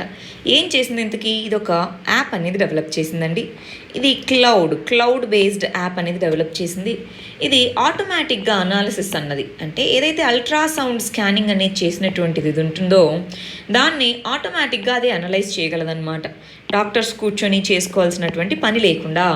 దీన్ని మనం దేని కింద చదువుకుందాం? సైన్స్ అండ్ టెక్నాలజీ కింద చదువుకుందాము. డైమెన్షన్ వచ్చేటప్పటికి కోవిడ్-19 టెస్టింగ్. కోవిడ్-19కి సంబంధించి లంగ్స్ని టెస్ట్ చేసేందుకు మనకి అల్ట్రాసౌండ్ స్కానింగ్ అనేది చేస్తూ ఉంటారండి. లంగ్స్కి సంబంధించి లంగ్స్ అల్ట్రాసౌండ్ స్కానింగ్ అనేది చేస్తూ ఉంటారనమాట. దానికి సంబంధించి ఏం చేయాలి? ఒక చిన్న వీడియోగ్రాఫ్ లాంటిది రికార్డ్ అవుతుంది. దాన్ని మాన్యువల్గా డాక్టర్స్ కూర్చొని చెక్ చేయాలి. కానీ ఇప్పుడు ఏమవుతుంది? కేసులు అనేవి చాలా పెరిగాయి. సో దీంతో మాన్యువల్గా కూర్చొని ప్రతి ఒక్కదాన్ని అనలైజ్ చేసే అవసరం లేకుండా ముందుగానే అన్నీ లోడ్ చేసిన ఉంటాయి. దాంతో ఈ క్లౌడ్ బేస్డ్ యాప్ అన్నది ఒకటి తయారు చేయడం జరిగింది. ఈ యాప్ ఏం చేస్తుంది? దాంట్లోకి కనుక ఈ డేటాని పంపిస్తే అదే అనలైజ్ చేసి మనకి ఇదిగో వీళ్ళకు ఉందనో వీళ్ళకి లేదనో ఇలాగా మనకి ఆ జబ్బు గురించి చెప్పేయగలదన్నమాట. సో ఇన్ఫెక్ట్ అనేది అయిందా కాలేదా అన్నటువంటి దానికి ఈ ఒక అనాలిసిస్ టూల్ అన్నమాట ఇది. ఈ అనాలిసిస్ టూల్ అన్నది దేన్ని బేస్ చేసుకొని పనిచేస్తుంది? వెరీ ఇంపార్టెంట్ వర్డ్ అండి. న్యూరల్ నెట్వర్క్ అని అంటున్నాం. న్యూరల్ నెట్వర్క్ అంటే ఏంటి? బాగా గుర్తుపెట్టుకోవాలి. న్యూరల్ నెట్వర్క్ అంటే ఏంటి? మెషిన్ లెర్నింగ్లో ఒక పార్ట్ అన్నమాట. మెషిన్ లెర్నింగ్ అనేది ఉంటుంది. ఈ మెషిన్ అన్నది తనంతట తానుగా నేర్చుకోగలదు. దానికి ఉన్నటువంటి సాఫ్ట్వేరే న్యూరల్ నెట్వర్క్ సాఫ్ట్వేర్. మరి ఈ మెషిన్ లెర్నింగ్ అనేది దేంట్లో పార్ట్? మళ్ళీ ఆర్టిఫిషియల్ ఇంటెలిజెన్స్లో పార్ట్ అన్నమాట. అంటే ఈ క్లౌడ్ బేస్డ్ యాప్ ఏదైతే ఉందో దానికి ఆర్టిఫిషియల్ ఇంటెలిజెన్స్ పవర్ బేస్ ఉన్నటువంటి సాఫ్ట్వేర్ అది. అందువల్ల దాన్ని అనలైజ్ చేయగలదు ఆటోమేటిక్గా. ప్యాటర్న్స్ని బేస్ చేసుకొని లంగ్స్లో ఇన్ఫెక్షన్ అనేది ఉందా లేదా, లంగ్ ఇన్ఫెక్షన్ అనేది ఉందా లేదా అని అనలైజ్ చేయగలదన్నమాట. ఇది వాడేటటువంటి మెథడాలజీ అన్నది మనకి యాక్యురేట్గా ఉండడం అన్నది ఇంకొక ఇంపార్టెంట్ విషయం. వాడేటటువంటి మెథడాలజీ ఏదైతే ఉందో అది యాక్యురేట్గా ఉంది. AI ఆర్టిఫిషియల్ ఇంటెలిజెన్స్ని వాడుతున్నాము. ఇక్కడ చూస్తున్నారా? LUS అంటున్నారు. లంగ్ అల్ట్రాసౌండ్ అనేదైతే అంటున్నారో దాన్ని ఆటోమేటైజ్ చేయడం కోసం దీన్ని డెవలప్ చేయడం జరిగిందని చెప్తున్నారు. ఇక్కడ ఒక చిన్న విషయం అండి. మన స్టూడెంట్స్ కొంతమంది మీరు ఈ టాపిక్ అని చెప్పేటప్పుడు అది ఏ పేపర్కి సంబంధించిందో కూడా చెప్పండి, మాకు ఈజీ అవుతుంది అన్నారండి. సో అది కరెక్టే, ఈజీ అవుతుంది. కాకపోతే మనం చేస్తున్న వీడియోస్ చాలామంది స్టూడెంట్స్ ప్యారలల్గా చూస్తున్నారండి. అటు యూపీఎస్సీకి ప్రిపేర్ అయ్యే స్టూడెంట్స్ చూస్తున్నారు, అటు ఏపీపీఎస్సీకి ప్రిపేర్ అయ్యే స్టూడెంట్స్ చూస్తున్నారు, ఇటు టీఎస్పీఎస్సీకి ప్రిపేర్ అయ్యే గ్రూప్ 1 స్టూడెంట్స్ చూస్తున్నారు. ఎందుకంటే సిలబస్ అందరికీ సేమ్ కదా, కరెంట్ అఫైర్స్ కూడా సేమ్ ఉంది ఇప్పుడు. సో అందువల్ల ఇప్పుడు నేను పేపర్ 1 అని చెప్పాను అనుకోండి యూపీఎస్సీలో, అది టీఎస్పీఎస్సీలో పేపర్ 2 అవ్వచ్చు కదా. సో ఇలాంటి కన్ఫ్యూజన్ రాకుండా నేను సబ్జెక్ట్ చెప్తాను. మనకి సిలబస్ అవగాహన అనేది ఉంటుంది కదా. ఎలాగూ మనం యూపీఎస్సీకి కానీ ఏ ఎగ్జామ్ కన్నా ప్రిపేర్ అవుతే ఒక సబ్జెక్ట్ ఏ పేపర్ కిందకి వస్తుందో మనకు తెలుసు కదా. Science and technology, GS paper 3 ఇది ఇంతైతే మనకు తెలిసి ఉంటుంది. కాబట్టి మీరు కొంచెం ప్రొయాక్టివ్గా కొంచెం ఒక నిమిషమే కదా మీరు టైం స్పెండ్ చేస్తారు, పక్కన పేపర్ 3 అని రాసుకోండి. ఫస్ట్ మనందరికీ కూడా సిలబస్ మీద అవగాహన ఉండాలండి. అందుకని నేను చెప్పట్లేదు, లేదంటే పేపర్ 3 అని చెప్పడం ఈజీనే కదా. మిగిలిన వాళ్ళందరికీ కూడా యూజ్ అవుతుంది. కరెంట్ అఫైర్స్ అనేది అన్ని ఎగ్జామ్స్కి ఉంది. సో కొంతమంది బ్యాంక్ ఎగ్జామ్స్కి ప్రిపేర్ అవుతున్న వాళ్ళు అందరూ స్టూడెంట్స్ చూస్తున్నారు. కాబట్టి మనం దీన్ని జెనరిక్గా సబ్జెక్ట్ చెప్పి వదిలేస్తున్నాము. పేపర్ మెన్షన్ చేస్తే ఒక ఎగ్జామ్కి పరిమితి అయిపోతుంది. అందుకని నెక్స్ట్ వచ్చేసి మైగవ్ వెబ్సైట్ నుంచి తీసుకున్నానండి. పాజిటివ్ న్యూస్ అని చెప్పేసి ఎవ్రీడే గవర్నమెంట్ అనేది ఇలా 2-3 ఫోటోగ్రాఫ్స్ని పెడుతుందన్నమాట. ఆ వాళ్ళ జరిగినటువంటి పాజిటివ్ న్యూస్ ఏంటి అని. సో మనం ఇక్కడ గమనించి చూస్తే 6th international yoga day. So దీన్ని మనము ఇంటి దగ్గర నుంచే సెలబ్రేట్ చేసుకోవాలి అన్నట్టుగా చెప్తున్నారు. మన ప్రైమ్ మినిస్టర్ గరీబ్ కళ్యాణ్ రోజ్గార్ యోజన అనేటటువంటి దాన్ని లాంచ్ చేయడం జరిగింది. దేనికోసం? ఇదిగో రూరల్ లైవ్లీహుడ్ ఆపర్చునిటీస్ని పెంచడం కోసం. ఇండియాలో కోవిడ్-19 రికవరీ రేట్ అన్నది ఇంప్రూవ్ అవుతూ ఉంది. అదొక ఇంపార్టెంట్ థింగ్ అండి. కోవిడ్-19 కేసులు పెరుగుతున్నాయి, కానీ రికవరీ రేట్ కూడా పెరుగుతూ ఉంది అని చెప్తున్నారు. మైనర్ ఫారెస్ట్ ప్రొడ్యూస్ అనేటటువంటిది ఏదైతే ఉందో అది 17 స్టేట్స్లో గవర్నమెంట్ ఇనిషియేటివ్స్ వల్ల ప్రొక్యూర్మెంట్ అనేది పెరిగింది అన్నారు. రీసెంట్గా ఇంపార్టెంట్ ఇనిషియేటివ్ ఏంటి? గవర్నమెంట్ యొక్క ఇనిషియేటివ్ వన్ ధన్ యోజన. ప్రధానమంత్రి వన్ ధన్ యోజన అనే దాని కింద మైనర్ ఫారెస్ట్ ప్రొడ్యూస్ యొక్క ప్రొక్యూర్మెంట్ అన్నది పెరగడం జరిగింది. అది ఇక్కడ చెప్తున్నటువంటిది. దాంతోపాటు మనకి ఇండియాలో ఈ మాస్కులు, పర్సనల్ ప్రొటెక్షన్ కిట్స్ వాటిని తయారు చేసే ప్రక్రియ చాలా స్పీడ్గా మొదలవుతుంది. ఐఐటి కాన్పూర్ అనేది 25,000 N95 మాస్కుల్ని వీటిని పర్ డే తయారు చేసుకునేటటువంటి కెపాసిటీని పెంచుకుందని చెప్తున్నారు. ఈస్టర్న్ రైల్వే జోన్ అన్నది ఆటోమేటిక్ బ్యాగ్ శానిటైజర్ మెషిన్ అనేటటువంటి దాన్ని తయారు చేయడం జరిగింది. రైల్వేస్లో ఈ రైల్వే స్టేషన్స్లో వీటిలో హైజీన్ని మెయింటైన్ చేయడం కోసం అన్నమాట. నవ్ రక్షక్ గుర్తుందా? ఈ స్కీమ్ నిన్న చదువుకున్నా. నవ్ రక్షక్ అనేటటువంటి స్కీమ్ కింద పీపీఈ కిట్స్ని తయారు చేయడం కోసం అన్నమాట. 100 lakh పీపీఈ కిట్స్ని పర్ ఇయర్ తయారు చేసే దానికోసం అన్నమాట. దాంతోపాటు మనం ఇందాక చదువుకున్నట్టుగా ఈ particular DCGI drug controller general of India అనేది వుమిఫెనవిర్ అనేటటువంటి డ్రగ్కి అది phase 3 క్లినికల్ ట్రయల్కి వెళ్ళడం జరిగింది. దానికి అప్రూవల్ ఇవ్వడం జరిగింది అని చెప్తున్నారనమాట. సో ఇవి లాస్ట్ ఉన్నటువంటి ఇంపార్టెంట్ PIBలో ఉన్నాయండి. ఇవన్నీ PIBలో మీకు దొరుకుతాయి. సో ఫ్యాక్ట్స్ కాబట్టి జస్ట్ గుర్తుపెట్టుకుంటే చాలు. నెక్స్ట్ ఆర్టికల్ వచ్చేసి యాంటీబాడీస్. కరోనా వైరస్కి సంబంధించినటువంటి యాంటీబాడీస్ అన్నవి ఒకవేళ ఇప్పుడు కోలుకున్న వాళ్ళలో మళ్ళీ 2-3 నెలల్లో తగ్గిపోతున్నాయి అని స్టడీ అనేది చెప్పడం జరిగింది. ఈ యాంటీబాడీస్ ఏవైతే కన్వాలెసెంట్ ప్లాస్మా పద్ధతిలో తీసుకుంటామో అవి కరోనా వైరస్కి ప్రొటెక్ట్ చేస్తున్నాయి. ఆ వైరస్ రాకుండా వచ్చిన వాళ్ళకి ట్రీట్ చేసే దానికోసం అని చెప్తున్నారనమాట. దీన్ని మనం దేని కింద చదువుకుందాం? రెండింటిని కూడా సైన్స్ అండ్ టెక్నాలజీలో చదువుకుందాము. డైమెన్షన్ వచ్చేటప్పటికి కరోనా వైరస్ COVID-19 మరియు దాని టెస్టింగ్ కానివ్వండి, దాని ఇంపాక్ట్ ఏ విధంగా ఉంటుంది అన్న కంటెక్స్ట్లో.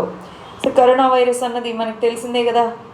మనం ఆల్మోస్ట్ 5 మంత్స్ ఇప్పటికైతే ఫుల్గా చూసుకుంటే 5 మంత్స్ నుంచి ప్రతిరోజు ఏదో ఒక అప్డేట్ అయితే దాని గురించి చదువుతూ ఉన్నామన్నమాట. ఇంతకీ ఈ యాంటీబాడీస్ అంటే ఏంటి? ఈ యాంటీబాడీస్ అనేవి మన బాడీలో ఏ విధంగా పనిచేస్తాయి? రెండోది, ఇక్కడ న్యూట్రలైజింగ్ యాంటీబాడీస్ అనేటటువంటి పదాన్ని వాడడం జరిగింది. ఇంతకీ న్యూట్రలైజింగ్ యాంటీబాడీస్ అంటే ఏంటి అన్నది మనం తెలుసుకోవాలి. మూడోది, కన్వాలెసెంట్ ప్లాస్మా థెరపీ అంటున్నారు. ఇంతకీ కన్వాలెసెంట్ ప్లాస్మా థెరపీ అంటే ఏంటి? కన్వాలెసెంట్ ప్లాస్మా థెరపీ అంటున్నారు. ఇవన్నీ చదువుకున్నవే, కానీ కొంతమంది కొత్త స్టూడెంట్స్ కూడా ఉండొచ్చు కాబట్టి సో దీనికి సంబంధించి మనం ఒక టర్మినాలజీ వీడియో పెండింగ్ ఉందండి. టర్మినాలజీ వీడియో చేద్దామని చాలా రోజుల నుంచి అనుకుంటూ అది అలాగ మొత్తం రెడీగా ఉంది, ఇంకా రికార్డ్ చేయడమే అనమాట.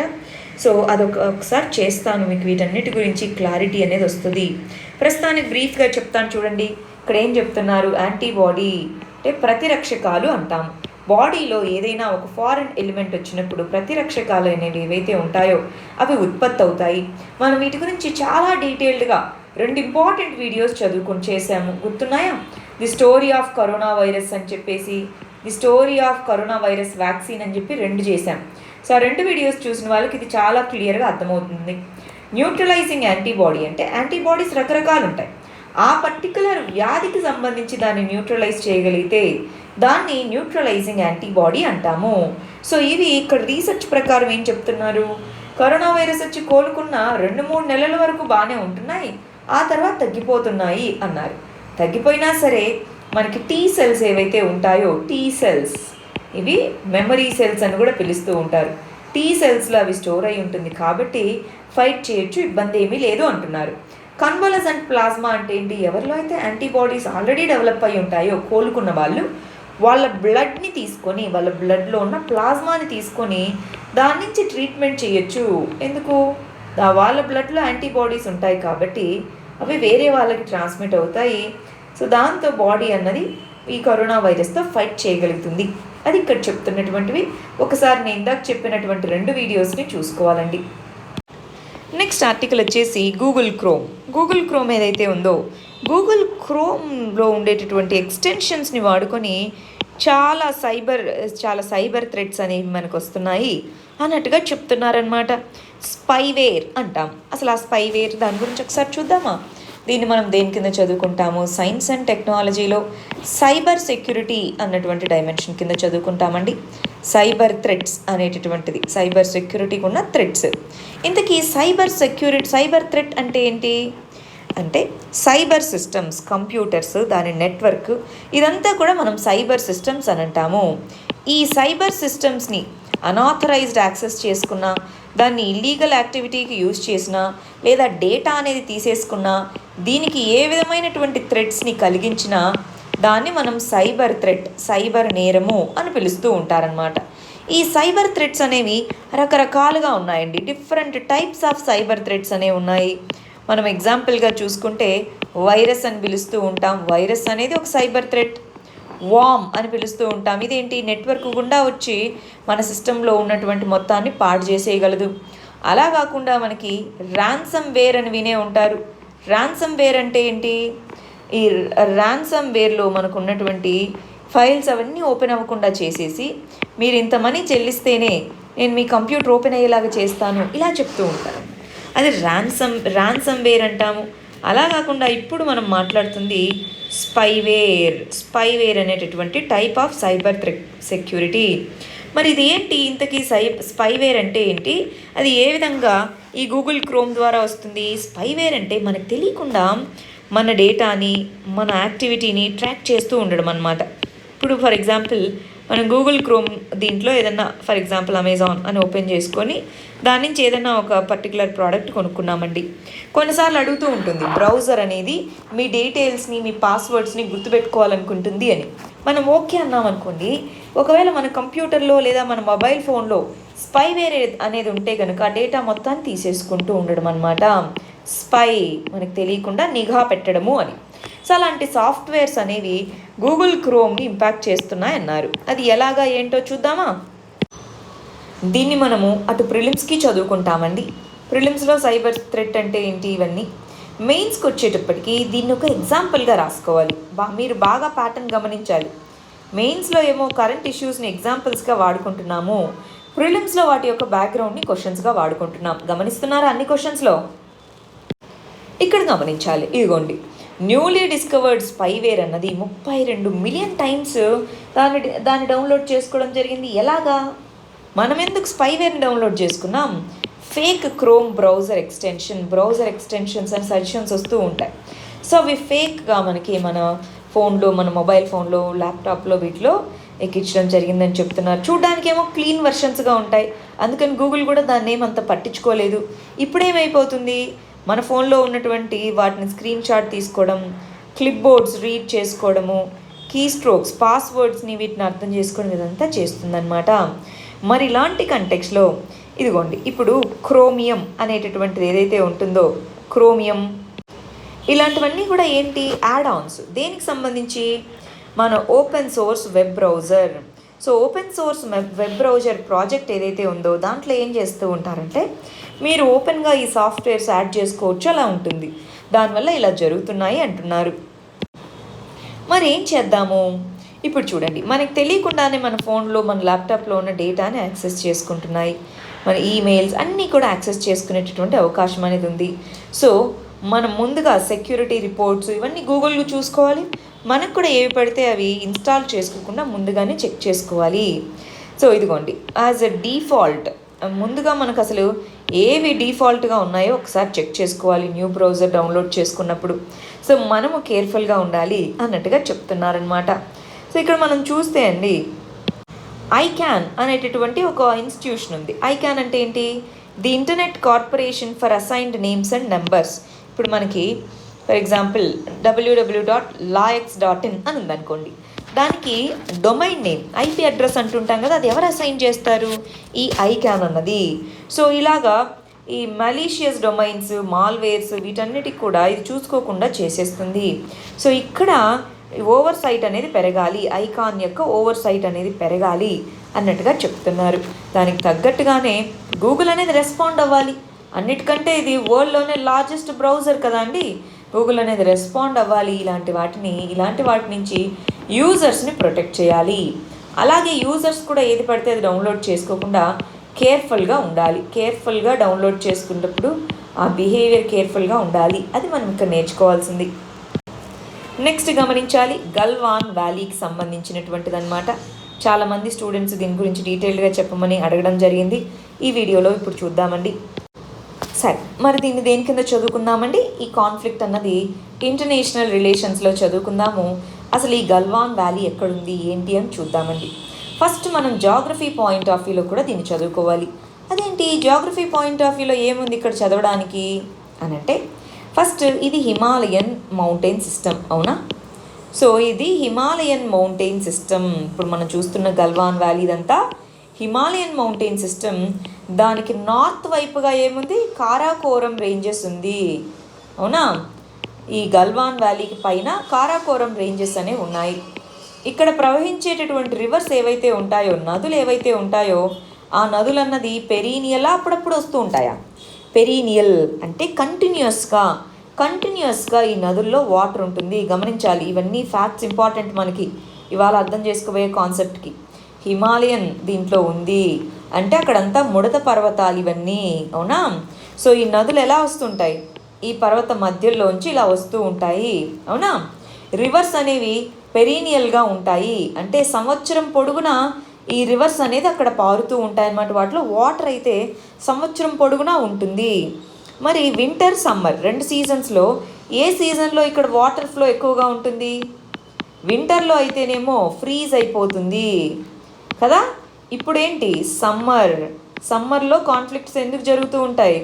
ఆ ప్రాంతంలో వింటర్లో అక్కడ ఉండడానికి కుదరదు. సమ్మర్లోనే కాన్ఫ్లిక్ట్, ప్యాట్రోలింగ్ ఇవన్నీ జరుగుతూ ఉంటాయి. సో సమ్మర్లో కాన్ఫ్లిక్ట్ గమనిస్తున్నారు కదా. ఇప్పుడు నదర్న్ ఇండియాలో సమ్మర్ పూర్తిగా అయిపోలేదు. మాన్సూన్ సీజన్ స్టార్ట్ అయినప్పటికీ ఇంకా అక్కడ మంచు కురవడం ఇదంతా మొదలుపెట్టలేదు. సో సీజనల్గాను అక్కడ కండ్యూజివ్గా ఉంది అక్కడ ప్యాట్రోలింగ్ ఇదంతా చేపట్టడానికి. రివర్స్ వచ్చేసి కంటిన్యూస్గా ఫ్లో అయ్యేటటువంటి రివర్స్.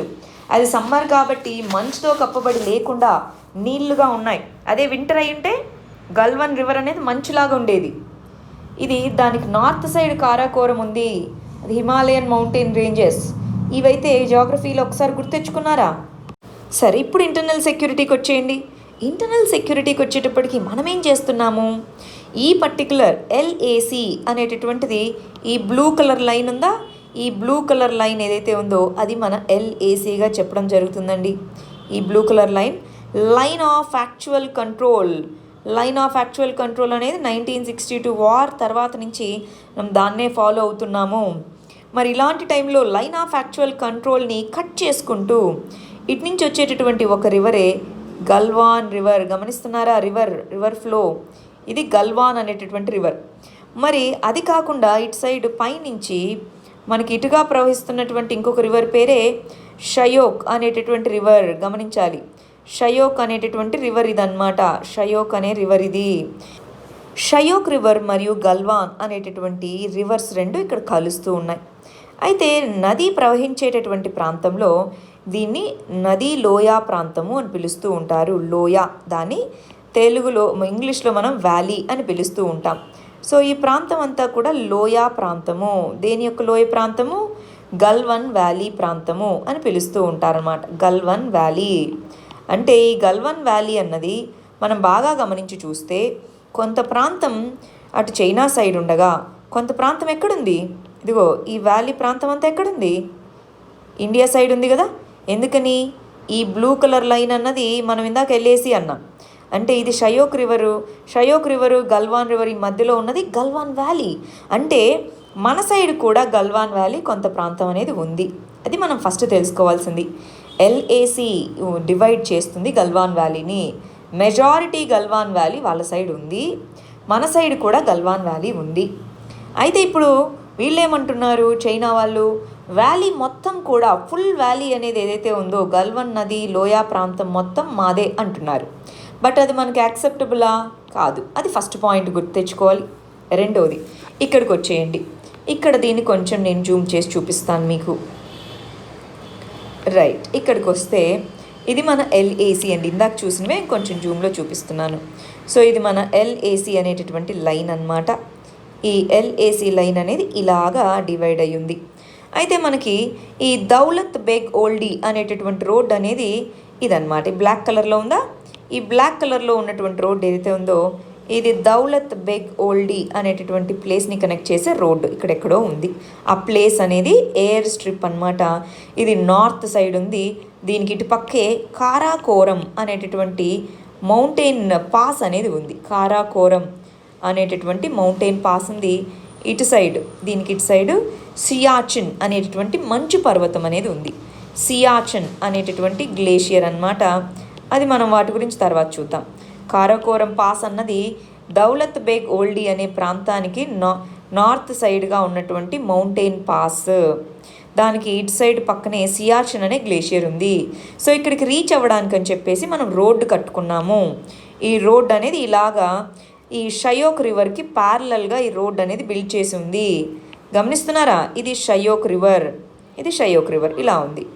అయితే షయోక్ రివర్లోకి ఈ మన గల్వాన్ అనేటటువంటి రివర్ చూడండి, ఇక్కడ ఎక్కడి నుంచో ప్రవహిస్తూ ఈ గల్వాన్ అనేటటువంటి రివర్ ఏదైతే ఉందో ఇది ఇలా వచ్చి మన షయోక్ రివర్లో కలుస్తుంది. షయోక్ రివర్లో గల్వాన్ అనే రివర్ కలుస్తుంది. అయితే ఇది ఇక్కడ మనకి బౌండరీ ఇక్కడే ఉంది ఇంతే. అంటే ఇటు సైడ్ ఉన్నటువంటి వ్యాలీ ప్రాంతం ఏదైతే ఉందో ఈ వ్యాలీ ప్రాంతం అంతా ఉందా, ఏది గల్వాన్ వ్యాలీ, అది మనకు సంబంధించింది కదా. సో ఇక్కడ PP4 అంటే పెట్రోలింగ్ పాయింట్ 4 అని అంటాం. పెట్రోలింగ్ పాయింట్ 14 అండి. పెట్రోలింగ్ పాయింట్ 14 అనేది ఉంది. సో ఇక్కడికి వచ్చేసి వాళ్ళు దీని దగ్గరలో వచ్చేసి టెంట్స్ వేసుకున్నారు. మనం ఏమన్నాము, అలా చేయకూడదు, ఇది మా బౌండరీ, మీరు వెళ్ళండి అన్నాం. వాళ్ళు అలా కాదు, మాదే బౌండరీ అన్నారు. సో ఇక్కడ మనకి గొడవ జరిగింది. గల్వాన్ వ్యాలీలో PP14 దగ్గర బార్డర్ దగ్గర గొడవ జరిగిందనమాట. అక్కడే మన వాళ్ళు మరణం పొందడం జరిగింది. సో ఇప్పుడు దీని యొక్క జాగ్రఫీ అర్థమవుతుందా? సరే, ఇది ఇలా ఉండగా మన వాళ్ళు ఏమంటున్నారు, చైనా వాళ్ళు ఏమంటున్నారు ఇప్పుడు చూడండి. చైనా ఏమంటుంది, మీరే బ్రిడ్జ్ కడుతున్నారు అంటున్నారు. ఆ బ్రిడ్జ్ ఏంటి ఒకసారి చూద్దామా? ఇక్కడ గమనించండి, బ్రిడ్జ్ కడుతున్నామన్నారు కదా. ఫస్ట్ ఒకసారి మన బార్డర్ని మ్యాప్ చేసేసుకుందాం. ఒకసారి మన మధ్యలో ఉండేటటువంటి LAC పాయింట్ ఏదో ఒకసారి చూసేసుకుందాం. ఇదిగోండి, కనిపిస్తుందా? రెడ్ కలర్లో ఉంది, నేను డ్రా చేస్తున్నా. ఈ పాయింట్ ఏదైతే ఉందో అది LAC అని అంటున్నాము. రిడ్జ్ అని అంటామండి. ఎప్పుడు కూడా మౌంటైన్కి రిడ్జ్ అంటుంటారు. రిడ్జ్ అంటే ఏంటి? ఇది రిడ్జ్. సో ఇటు సైడ్ అంతా రిడ్జ్ అంటే డివైడ్ చేసేది అని. సో ఇలాగా హిమాలయన్ ప్రాంతంలో బౌండరీస్ అన్నీ కూడా ఇంతే. రిడ్జ్ లైన్కి ఇటు సైడ్ మీది, ఇటు సైడ్ మాది అలా అంటూ ఉంటారు. సో ఇప్పుడు చూస్తే రిడ్జ్ మీదుగా LAC అనేది డ్రా చేశారు. ఇటు సైడ్ కిందికి ఉన్నదంతా మాది, అటు సైడ్ కిందికి ఉన్నదంతా వాళ్ళది అన్నట్టుగా అన్నమాట. అయితే ఇదిగోండి, ఇది గల్వాన్ రివర్ ఫ్లో అయ్యేటటువంటి వ్యాలీ. అది ఇలా ఫ్లో అవుతూ ఇలా వస్తుంది అన్నమాట. ఇక్కడ కనిపిస్తున్న ఈ నది ఉందా, ఇక్కడ కనిపిస్తున్నటువంటి ఈ నది ఏదైతే కనిపిస్తుందో ఇది మన షయోక్ అనేటటువంటి రివర్. ఇదేమో షయోక్ రివర్ ఇలా వస్తుంది, గల్వాన్ రివర్ ఇలా వస్తుంది. కనిపిస్తున్నాయి రెండు. గల్వాన్ రివర్ ఇలా వస్తే షయోక్ రివర్ అనేది ఇలా వస్తుంది అనమాట. ఇవి రెండు కలుస్తూ ఉంటాయి. మనది ఇక్కడెక్కడో బార్డర్ ఉంది, అవునా? మన వాళ్ళు ఏం చేశారు, ఇప్పుడు బ్రిడ్జ్ అనేది కన్స్ట్రక్ట్ చేశారు. ఇలాగా. సో బ్రిడ్జ్ అనేది ఇలా కన్స్ట్రక్షన్ అనేది చేయడం జరిగింది. దాంతో వాళ్ళు మీరు మా ప్రాంతంలో వచ్చి ఎలాగ బ్రిడ్జ్ కన్స్ట్రక్ట్ చేస్తారు అని అన్నారనమాట. సో మేము ఎక్కడ వచ్చాము, ఇది ఇక్కడెక్కడో ఉంది కదా LAC, ఇది కదా LAC అని అడిగాం. లేదు, గల్వాన్ వ్యాలీ మొత్తం మాదే కాబట్టి ఇదంతా కూడా మాదే అవుతుంది. మీరు ఇక్కడ బ్రిడ్జ్ కట్టారు, ఆ బ్రిడ్జ్ ఏదైతే మీరు కట్టడం జరిగిందో అది ఇల్లీగల్ అని అన్నారనమాట. అదేంటండి, మా బ్రిడ్జ్ అది మేము కట్టుకున్నాము అని అన్నారు. సో లేదు, అది మీరు ఇల్లీగల్గా కట్టుకున్నారు, వాళ్ళ కాన్ఫ్లిక్ట్ అనమాట అదండి. సో దాంతో ఇప్పుడు ఎక్కడ కాన్ఫ్లిక్ట్ జరిగింది, ఇదిగో ఈ పాయింట్ ఉందా, ఈ పాయింట్ ఏదైతే బార్డర్ పాయింట్ ఉంటుందో అక్కడ ఇన్సిడెంట్ అనేది జరగడం జరిగిందనమాట. మనం ఎందుకు ఇక్కడ బ్రిడ్జ్ కట్టాల్సి వచ్చింది, ఇంతకీ దగ్గరలో LACకి దగ్గరలో ఎందుకు బ్రిడ్జ్ కట్టాల్సి వచ్చింది? ఇక్కడ మనకి పాయింట్ 120 అనేటటువంటి ఆర్మీ బేస్ అనేది ఉంది. సో ఆర్మీ బేస్కి దగ్గరగా మన వాళ్ళు క్రాస్ అవ్వగలగాలి కదా. సో ఈ వ్యాలీ నుంచి ఇటు క్రాస్ అవ్వగలగాలి, ఈ LAC దగ్గరగా వెళ్ళాలి అంటే మనకి ఇటు క్రాస్ అవ్వగలగాలి. అందుకని ఇక్కడ ఈ పర్టికులర్ గల్వాన్ నల్లా అని అంటూ ఉంటారు. సో ఈ గల్వాన్ నల్లా మీద బ్రిడ్జ్ అనేది కట్టడం జరిగింది. అది ఆపేయాలన్న ప్రయత్నంతోనే ఇంత కాన్ఫ్లిక్ట్ అనేది జరిగింది. కానీ మన వాళ్ళు ఏం చేసేసారు, సక్సెస్ఫుల్గా అక్కడ బ్రిడ్జ్ని కట్టేసేయడం జరిగిందనమాట. కాన్ఫ్లిక్ట్ జరుగుతున్నా కూడా ఆపకుండా బ్రిడ్జ్ అనేది కట్టడం జరిగింది. అర్థమవుతుందా? ఇప్పుడు ఇది ఇక్కడ మనకు బ్రిడ్జ్ ఉంటే ఏం ఉపయోగం ఉంటుంది అంటే దీన్ని ఈజీగా యాక్సెస్ చేసుకోగలము. మన ట్రూప్స్ని మూవ్ చేయాలన్నా ఇక్కడికి ఈజీ అనమాట. సో ఇక్కడి నుంచి ఇటు మనం అక్సైచిన్కి వెళ్ళాలన్నా కూడా ఇదే మనకు మంచి దారి అవుతుంది. అది చైనా వాళ్ళకి ఇబ్బంది, అంతే కదా. మా దాంట్లోకి వచ్చి అక్సై చిన్ని మళ్ళీ వీళ్ళు తీసేసుకుంటారేమో, వీళ్ళు బ్రిడ్జ్ కట్టారు, ఆర్టికల్ 317 అబ్రగేట్ చేశారు, అక్సై చిన్నంతా మాదే అని చెప్తున్నారు. సో అలాగా ఈ డిఫరెన్సెస్ అనేవి రావడము ఇవన్నీ జరిగాయి. దాంతో ఈ ఇన్సిడెంట్స్ అన్నీ జరిగాయి. ఇది .14 గమనిస్తున్నారా? .14 అన్నది మొన్న కాన్ఫ్లిక్ట్ పాట్రోలింగ్ .14. ఇది మనం ఇక్కడ కట్టినటువంటి బ్రిడ్జ్ అనమాట. 120 అనేటటువంటి .120 అనేటటువంటి పాట్రోలింగ్ పాయింట్. సో ఇక్కడి నుంచి ఇక్కడికి మనము 3 కిలోమీటర్స్ దూరంలో ఈ బ్రిడ్జ్ అనేది ఉంది. ఈ పాట్రోలింగ్ పాయింట్ నుంచి 2 కిలోమీటర్స్ దూరంలో ఈ బ్రిడ్జ్ అనేది ఉందన్నమాట. సో ఇప్పుడు అర్థమైందా అండి ఓవరాల్గా కాన్ఫ్లిక్ట్ ఏంటి, ఏం జరిగింది, ఎట్లా అన్నది. జాగ్రఫీలో రిడ్జ్ అనే పదం గుర్తుపెట్టుకుంటారా? రిడ్జ్. సో ఈ రిడ్జ్ అంటే ఏంటి? మౌంటైన్ యొక్క రిడ్జ్ అనమాట. సో ఇటు సైడ్ ఉన్నదంతా మాది అని వాళ్ళు ఏం చెప్తున్నారు ఇప్పుడు? రిడ్జ్ లైన్ ఇటు సైడ్ ఉన్నదంతా రిడ్జ్. మామూలుగా అయితే దాని మీనింగ్ ఇదనమాట, ఇటు సైడ్ ఉన్నదంతా వాళ్ళది, ఇటు సైడ్ వెళ్ళేదంతా మనది. అది రిడ్జ్ యొక్క మీనింగ్. కానీ వాళ్ళు ఇప్పుడు ఏం చేస్తున్నారు? రివర్ యొక్క కోర్స్ని చేంజ్ చేస్తున్నారు. వాళ్ళు ఏమంటున్నారు? మన వాళ్ళు కంప్లైంట్ ఏంటి? కావాలని చైనా బుల్డోజర్స్ అవన్నీ పెట్టి రివర్ యొక్క కోర్స్నే చేంజ్ చేసి, రివర్ యొక్క పాత్నే చేంజ్ చేసేసి, ఫర్ ఎగ్జాంపుల్ రివర్ అనేది ఇటు సైడ్ ఇక్కడి నుంచి రాకుండా, ఇక్కడ కన్ఫ్లుయెన్స్ అవ్వకుండా వేరే చోటు నుంచి దాని డైరెక్షన్ని మారిస్తే, అప్పుడు ఇదిగో ఈ రిడ్జ్ అన్నారు కదా, ఇది ఇక్కడ లేదు కదా, ఇదే మా బౌండరీ అని చెప్పుకోవచ్చు కదా వాళ్ళు. అందుకని రివర్ పాత్ని కూడా మార్చేందుకు వాళ్ళు ప్రయత్నిస్తున్నారు అన్నది ఇంకొక క్లెయిమ్ అన్నమాట. సో రిడ్జ్ లైన్ని దాటి వస్తున్నారు అన్నది ఇంకొక క్లెయిమ్. సో దీంతో మీకు క్లారిటీ వచ్చింది అనుకుంటున్నాను. ఇక్కడ ఒకసారి గమనించాలి. ఇదిగోండి, సో ఈ మన చైనీస్ మెషినరీ ఇదంతా రివర్ ప్రాంతం అన్నమాట. ఇదంతా షయోక్ రివర్ వెళ్ళేదైతే ఇదంతా మన గల్వాన్ రివర్ ప్రాంతము, ఇది షయోక్ రివర్ ప్రాంతము. సో ఇక్కడే మనకు మొత్తము కాన్ఫ్లిక్ట్ అంతా అన్నమాట. ఇదిగోండి సైట్ ఆఫ్ క్లాష్ ఇక్కడ జరిగింది, రెండింటి యొక్క కాన్ఫ్లుయెన్స్ అనేది ఇక్కడ ఉంది. మన వాళ్ళు ఈ వ్యాలీలో పడిపోయి చనిపోయారు. ఈ ప్రాబ్లం ఏమైంది అంటే అన్ని రాళ్ళు ఉన్నాయి, చాలా మంచు ప్రాంతము, దెబ్బలు తగిలితే చాలా మరి ఫ్రీజ్ అయిపోతారు కాబట్టి మామూలు టైంలోనే అంతా చాలా కష్టంగా ఉంటుంది. సో దెబ్బలు తగిలి ఇలా ఇబ్బందిగా ఉంటే త్వరగా చనిపోతారు. అందుకే చైనా ఏమంది? మీ వాళ్ళ తప్పు, మీ వాళ్ళు పడిపోతే మీ వాళ్ళు త్వరగా వచ్చి మిమ్మల్ని రక్షించుకోలేకపోయారు, రాత్రంతా మీరు కామ్గా ఉండి పొద్దున్న లేచి రక్షించుకున్నారు, సో మీ వాళ్ళది కదా తప్పు అన్నట్టుగా చైనా చెప్పడము. ఇలాగ కాన్ఫ్లిక్ట్గా ఉందండి. ఒకసారి వీటన్నిటి గురించి ఆలోచిస్తూ రావాలి మీరు. నెక్స్ట్ ఆర్టికల్ చూడండి. రాజ్యసభ ఎలక్షన్స్ ఎందుకు డిఫరెంట్ మిగిలిన ఎలక్షన్స్తో పోలిస్తే అని ఇచ్చారు. దీన్ని ప్రిలిమ్స్ పాయింట్ ఆఫ్ వ్యూలో చదువుకుందామండి, పాలిటీలో చదువుకుందాము. డైమెన్షన్ వచ్చేటప్పటికి పార్లమెంటు మరియు మన యొక్క పార్లమెంటరీ వ్యవస్థ ఏ విధంగా ఉంది అని చెప్పేసి. మన పార్లమెంట్కి సంబంధించి మనకి 2 హౌసెస్ ఉన్నాయి. ఒకటి వచ్చేసి లోవర్ హౌస్ అంటే లోక్సభ అని అంటాము, రెండోది వచ్చేసి రాజ్యసభ ఎగువ సభ అని అంటాము. లోక్సభని దిగువ సభ అని, రాజ్యసభని ఎగువ సభ అని అంటాము. ఎలక్షన్స్ ఏ విధంగా జరుగుతాయి? రెండిట్లో ఉండేటటువంటి లెజిస్లేచర్ మెంబర్స్ని మనం ఎంపీస్ అని అంటాము. ఆ ఎంపీస్లో లోక్సభకి ఎంపీ మెంబర్ ఆఫ్ పార్లమెంట్ అని అంటాము. లోక్సభకి ఏమో డైరెక్ట్ ఎన్నికలు అంటే ప్రత్యక్ష ఎన్నికలు అంటాం, మనము ఓటు వేసి డైరెక్ట్గా ఎన్నుకుంటాం. రాజ్యసభకి ఎన్నికలు వచ్చేసి ఇండైరెక్ట్ ఎలక్షన్స్ అంటే ఎలాగా? రాష్ట్రాలు అనేవి ఎన్నుకుంటాయి. అవి ఎలాగో ఒకసారి చూద్దామా? ఆ ఎలక్షన్ ప్రాసెస్ ఏంటో, ఎలక్షన్ ఎలా జరుగుతుందో, దీంట్లో ప్రపోర్షనల్ రిప్రజెంటేషన్ అని అంటూ ఉంటాం. ఆ ప్రపోర్షనల్ రిప్రజెంటేషన్ ఎలా ఉంటుందో అదంతా ఒకసారి గమనిద్దామా?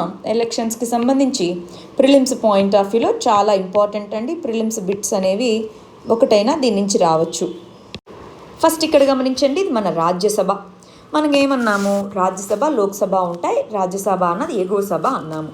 ఈ రాజ్యసభలో ఎంతమంది మెంబర్స్ ఉంటారు?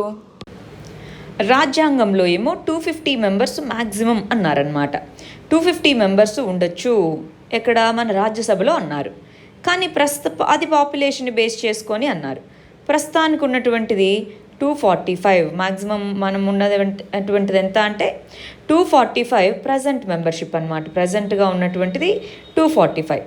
దాన్ని మళ్ళీ 2 రకాలుగా కేటగిరైజ్ చేయాలి. 233 వచ్చేసి స్టేట్స్ యూనియన్ టెరిటరీస్ నుంచి ఎన్నుకోబడితే ఇంకొక 12 మంది నామినేట్ చేయబడతారు. ఎవరు నామినేట్ చేయబడతారు? ఎవరి చేత? ప్రెసిడెంట్ ఆఫ్ ఇండియా నామినేట్ చేస్తారనమాట. సరే, మరి రాజ్యసభకి ఎన్నికైన వాళ్ళు ఎన్ని సంవత్సరాల వాళ్ళ టెన్యూర్ ఉంటుంది? 6 సంవత్సరాల టెన్యూర్ అనేది ఉంటుంది. దీంట్లో 1/3 మెంబర్స్ పర్మనెంట్ హౌస్ అన్నమాట. సో 1/3 మెంబర్స్ ఎవ్రీ 2 ఇయర్స్కి ఒకసారి రిటైర్ అవుతూ ఉంటారు. 1/3 మెంబర్స్ 2 ఇయర్స్కి ఒకసారి రిటైర్ అవుతూ ఉంటారు. 6 ఇయర్స్ అన్నది దీని యొక్క మెంబర్ యొక్క కాల పరిమితి. ఇది పర్మనెంట్ హౌస్. లోక్సభ డిజాల్వ్ అయిపోతుంది కానీ ఇది డిజాల్వ్ అవ్వదు. సో అవి దానికి ఉన్న క్యారెక్టరిస్టిక్స్. మరి ఎలక్షన్స్ ఎలా జరుగుతాయి దీనికి? స్టేట్స్ నుంచి అన్నాం కదా, ప్రెసిడెంట్ ఆఫ్ ఇండియా నామినేట్ చేస్తారు, అవి వేరే విషయం. ఎలక్షన్స్ ఇండైరెక్ట్ ఎలక్షన్స్, దాని నుంచి ఓన్లీ స్టేట్ లెజిస్లేటివ్ అసెంబ్లీ మాత్రమే ఓట్ చేయగలదు. స్టేట్ లెజిస్లేటివ్ కౌన్సిల్స్ కూడా ఉంటాయి. ఫర్ ఎగ్జాంపుల్ మనకి ఏపీ అనుకోండి, టీఎస్ అనుకోండి, మనకి లెజిస్లేటివ్ కౌన్సిల్స్ ఉన్నాయి. లెజిస్లేటివ్ కౌన్సిల్ మెంబర్స్ ఓటు వేయరు. ఓన్లీ లెజిస్లేటివ్ అసెంబ్లీ మెంబర్స్ మాత్రమే ఓటేస్తారనమాట. ఎలా ఓటేస్తారు? ఎంతమందికని ఓటేస్తారు? ఎట్లా? ప్రతి రాష్ట్రానికి కొన్ని సీట్స్ అనేవి ఉంటాయి. ప్రతి రాష్ట్రానికి రాజ్యసభ సీట్స్ అనేవి 4వ షెడ్యూల్ ప్రకారం అలొకేట్ చేయబడి ఉంటాయి. సో ఎన్నైతే సీట్స్ ఉన్నాయో అన్ని సీట్స్కి కంటెస్ట్ చేయొచ్చు. ఫర్ ఎగ్జాంపుల్ 3 సీట్లు ఉంటే 3 కంటెస్ట్ చేస్తే ఏం ఇబ్బంది లేదు. సో 3 సీట్స్కి 3 కంటెస్టెంట్స్ అనుకోండి, ఎలక్షన్ ఉండదు. అలా కాకుండా 3 సీట్స్కి 4 కంటెస్టెంట్స్ అనుకోండి, అప్పుడు ఎలక్షన్స్ అనేది ఉంటుంది. ఏ విధంగా ఎలక్షన్స్ అనేది ఉంటుంది? ప్రపోర్షనల్ రిప్రజెంటేషన్ అంటాం. ప్రపోర్షనల్ రిప్రజెంటేషన్ అంటే ఏంటి? ఆ మెంబర్ ఎవరైతే ఉన్నారో ఆ మెంబరు ఇదిగో candidate A, candidate B, candidate C, candidate D అని ఉన్నారనుకోండి. 4 ఉంటే 4లో ఎవరికి ఫస్ట్ ప్రిఫరెన్స్? ఫర్ ఎగ్జాంపుల్ ఒక ఓట్ చేసే ఒక ఎమ్మెల్యేకి ఫస్ట్ ప్రిఫరెన్స్ ఏ అయితే, 2వ ప్రిఫరెన్స్ సి అయితే, 3వ ప్రిఫరెన్స్ బి అయితే, 4వ ప్రిఫరెన్స్ డి అనుకోండి. సో ఏకి ఫస్ట్ ప్రిఫరెన్స్ ఓటు ఒకటి వచ్చినట్టు. అలాగనమాట ప్రపోర్షనల్ రిప్రజెంటేషన్. అలాగే ఇంకొక ఎమ్మెల్యే ఓటు వేస్తున్నారనుకోండి, వాళ్ళు కూడా వాళ్ళ ఫస్ట్ చాయిస్ ఎవరు, సెకండ్ చాయిస్ ఎవరు, ఇలాగ క్యాలిక్యులేట్ చేస్తారు. ఫస్ట్ చాయిస్లను మాత్రమే ఫస్ట్ క్యాలిక్యులేట్ చేసి దాంట్లో మెజారిటీ వచ్చినప్పుడే వాళ్ళని రాజ్యసభకి పంపించడం జరుగుతుందన్నమాట. దాంట్లో మెజారిటీ అనేది రావాలి. అలాగ రాజ్యసభ మెంబర్స్ని ఎన్నుకుంటారనమాట. అంటే ఒక స్టేట్ నుంచి లిమిటెడ్ నెంబర్ ఉంటుంది, ఎంతమందికైనా వాళ్ళు ఓటు వేయచ్చని కాదు. ఆ స్టేట్స్ నుంచి ఆ పార్టీస్ ఎవరిని పంపించాలనుకుంటే వాళ్ళకే ఓటు వేయాలి, వేరే స్టేట్ నుంచి పంపించాలనుకున్న వాళ్ళకి కాదు. మన స్టేట్స్ నుంచి మన స్టేట్లో ఉన్న పార్టీ మెంబర్స్ ఎవరినైతే ఎన్ని సీట్స్ అయితే ఉన్నాయో అంతమందిని పంపించాలనుకుంటారు, వాళ్ళకు మాత్రమే ఓటు వేయచ్చు అనమాట. ఎవరు? ఎమ్మెల్యేస్. సో ఇక్కడ చూడండి, వేరియస్ రాష్ట్రాలకు సంబంధించిన ఎమ్మెల్యేస్ ఓటు వేస్తున్నారు. ఈ ఆర్టికల్లో కొన్ని ఇంపార్టెంట్ విషయాలను చెప్పడం జరిగిందండి. ఫస్ట్ ఏమన్నారు? ఇదిగో సీక్రెట్ బ్యాలెట్ సిస్టమ్ని వాడతామా? సీక్రెట్ బ్యాలెట్ సిస్టమ్ అంటే ఏంటి? మనం ఎవరికి ఓటు వేస్తున్నామో అన్నది చెప్పమన్నమాట. ఇప్పుడు మనం ఓటు వేసేటప్పుడు చుట్టూ ఒక చిన్న బాక్స్ లాగా ఉంటుందా? సో సీక్రెట్ బ్యాలెట్ సిస్టమ్ అన్నది దేనికి వాడతారు? డైరెక్ట్ ఎలక్షన్స్లో సీక్రెట్ బ్యాలెట్ సిస్టమ్ అనేది ఉంటుంది, ఇండైరెక్ట్ దాంట్లో ఉండదు. అంటే దాని మీనింగ్ ఏంటి అంటే రాజ్యసభ మెంబర్స్కి ఓటు వేసేటప్పుడు వాళ్ళ పార్టీ మెంబర్స్కి చూపించి ఓటు వేయాల్సి ఉంటుందన్నమాట. సో సీక్రెట్ బ్యాలెట్ సిస్టమ్ అనేది దీనికి వర్తించదు. రెండో పాయింట్, నోటా అనేది దీనికి వర్తిస్తుందా? నోటా అంటే none of the above option. NOTA అనేది దీనికి వర్తిస్తుందా? మనకి డైరెక్ట్ ఎలక్షన్స్లో అంటే లోక్సభ లేదా లెజిస్లేటివ్ అసెంబ్లీ ఎలక్షన్స్లో వర్తిస్తుంది, కానీ రాజ్యసభ ఎలక్షన్స్లో రాజ్యసభ మెంబర్స్ని ఎన్నుకునే వాళ్ళకి నోటా అనేది ఉండదు. సుప్రీంకోర్టు అనేది క్లియర్గా దాని గురించి చెప్పడం జరిగిందనమాట. ఒకవేళ ఒక పార్టీకి సంబంధించిన పర్సన్ ఆ పార్టీ చెప్పినటువంటి మెంబర్కి కాకుండా ఇంకొక పార్టీలో ఉన్నటువంటి ఇంకో మెంబర్కి రాజ్యసభకి ఓటేశారనుకోండి, అప్పుడు వాళ్ళకి డిస్క్వాలిఫికేషన్ ఏమన్నా ఉంటుందా? ఉండదు. పార్టీ ఆటోమేటిక్ డిస్క్వాలిఫికేషన్ ఉండదు. పార్టీ అనేది ఇదిగో మేము విప్ని జారీ చేస్తే మా విప్ని ధిక్కరించారు అని చెప్పి వాళ్ళు ఏదైనా పనిష్మెంట్ ఇవ్వచ్చు, కానీ యాంటీ డిఫెక్షన్ లా కింద డైరెక్ట్గా పనిష్మెంట్ అనేది ఉండదు. విప్ని ధిక్కరించారు అని చెప్పి అప్పుడు స్పీకర్కి కానీ ఎవరికైనా ఏడీఎల్ కింద వాళ్ళు కంప్లైంట్ చేసుకోవచ్చు, కానీ డైరెక్ట్గా అయితే వాళ్ళకి డిస్క్వాలిఫికేషన్ దీని కింద ఉండదన్నమాట. 4వ పాయింట్, ఒక పర్సన్ బై ఎలక్షన్స్ జరిగాయి, ఎమ్మెల్యేగా ఎన్నికయ్యారు, ఇంకా ఓత్ అనేది తీసుకోలేదు, ప్రమాణ స్వీకారం చేయలేదు. ప్రమాణ స్వీకారం చేయని వాళ్ళు కూడా దీంట్లో మరి ఓటు వేయచ్చా? ఎస్. ప్రమాణ స్వీకారం చేయకపోయినా పెండింగ్లో ఉన్నప్పటికీ ఎన్నిక అయిపోతే ఎలక్షన్ ప్రాసెస్ కంప్లీట్ అయిపోయి ఎలక్షన్ కమిషన్ అన్నది కనుక మెజారిటీని ప్రకటిస్తే చాలు, వాళ్ళు దీంట్లో ఓట్ చేయొచ్చు. ఈ పాయింట్స్ అన్నవి ఇక్కడ చెప్పడం జరిగిందండి. రీసెంట్గా ఏమైందంటే మణిపూర్లో కొంతమంది ఈ పర్టికులర్ ఓటు వేసేటప్పుడు వాళ్ళ పార్టీ సభ్యులకి, అక్కడున్న పార్టీ ఏజెంట్కి కాకుండా వేరే వాళ్ళకు కూడా చూపించి ఓటు వేయడం జరిగింది. సో దాని గురించి ప్లస్ అక్కడ కొంతమంది పార్టీ ఫిరాయించారు, సో వాళ్ళు కూడా ఓటేశారు. మరి అవి చెల్లుతాయా లేదా, ఇలాంటి కాంట్రవర్సీస్ ఉన్నాయి. అందువల్ల మనకి ఇది న్యూస్లో ఉందన్నమాట ఆర్టికల్ అన్నది. నెక్స్ట్ ఆర్టికల్ వచ్చేసి అసలు రాజ్యసభ అన్నది ఓన్లీ నంబర్స్ కోసమేనా, వాళ్ళ యొక్క ఇంపార్టెన్స్ కూడా ఏమన్నా ఉందా? రాజ్యసభ ఎన్నికలు జరుగుతున్నాయి కదా, ఆ కంటెక్స్లో అనమాట. దీన్ని పాలిటీలో చదువుకుందాము. ఇది మెయిన్స్ పర్స్పెక్టివ్ అండి. ఇందాక చదువుకుందేమో ప్రిలిమ్స్ పర్స్పెక్టివ్. అంటే రాజ్యసభ ఎలక్షన్స్ అనేది డైమెన్షన్ ఇక్కడ. కానీ అసలు దాని యొక్క రిలవెన్స్ ఏంటి, దాని యొక్క ఇంపార్టెన్స్ ఏంటి, ఎందుకు ఊరికే మెంబర్స్ని ఎన్నుకుంటున్నామో వాళ్ళకి పవర్స్ అనేవి సరిగా లేవా? సెలబ్రిటీస్ని వీళ్ళని ఎన్నుకుంటున్నారు, కొంతమంది నామినేట్ చేస్తున్నారు, వాళ్ళేమో సరిగా రావట్లేదు. అక్కడ చూస్తేనేమో కొన్నిసార్లు కోరం అంటే మినిమం సభ్యుల సంఖ్య కూడా మెయింటైన్ చేయలేకపోతున్నారు. ఊరికే స్టేట్స్ కొట్టుకోవడం, ఇదంతా ఎందుకు? అసలు రాజ్యసభ ఎందుకు, దాని యొక్క ఇంపార్టెన్స్ ఏంటి అని చూస్తే 4 పాయింట్స్ మనకు కనిపిస్తాయండి. ఒకటి, రిలవెన్స్ ఏంటి అంటే ఇది సెకండ్ హౌసే కానీ సెకండరీ హౌస్ కాదు. అంటే లోక్సభలో పాస్ అయినటువంటి వాటిని రివ్యూ హౌస్గా పనిచేస్తుంది. సెకండ్ హౌస్ అంటే ఇది రివ్యూ చేస్తుంది, త్వరగా హేస్టీ లెజిస్లేషన్స్ లేకుండా రివ్యూ అనేది చేస్తుంది. మూడోది ఫెడరలిజం, స్టేట్స్ కదా వీళ్ళ మెంబర్స్ని ఎన్నుకునేది.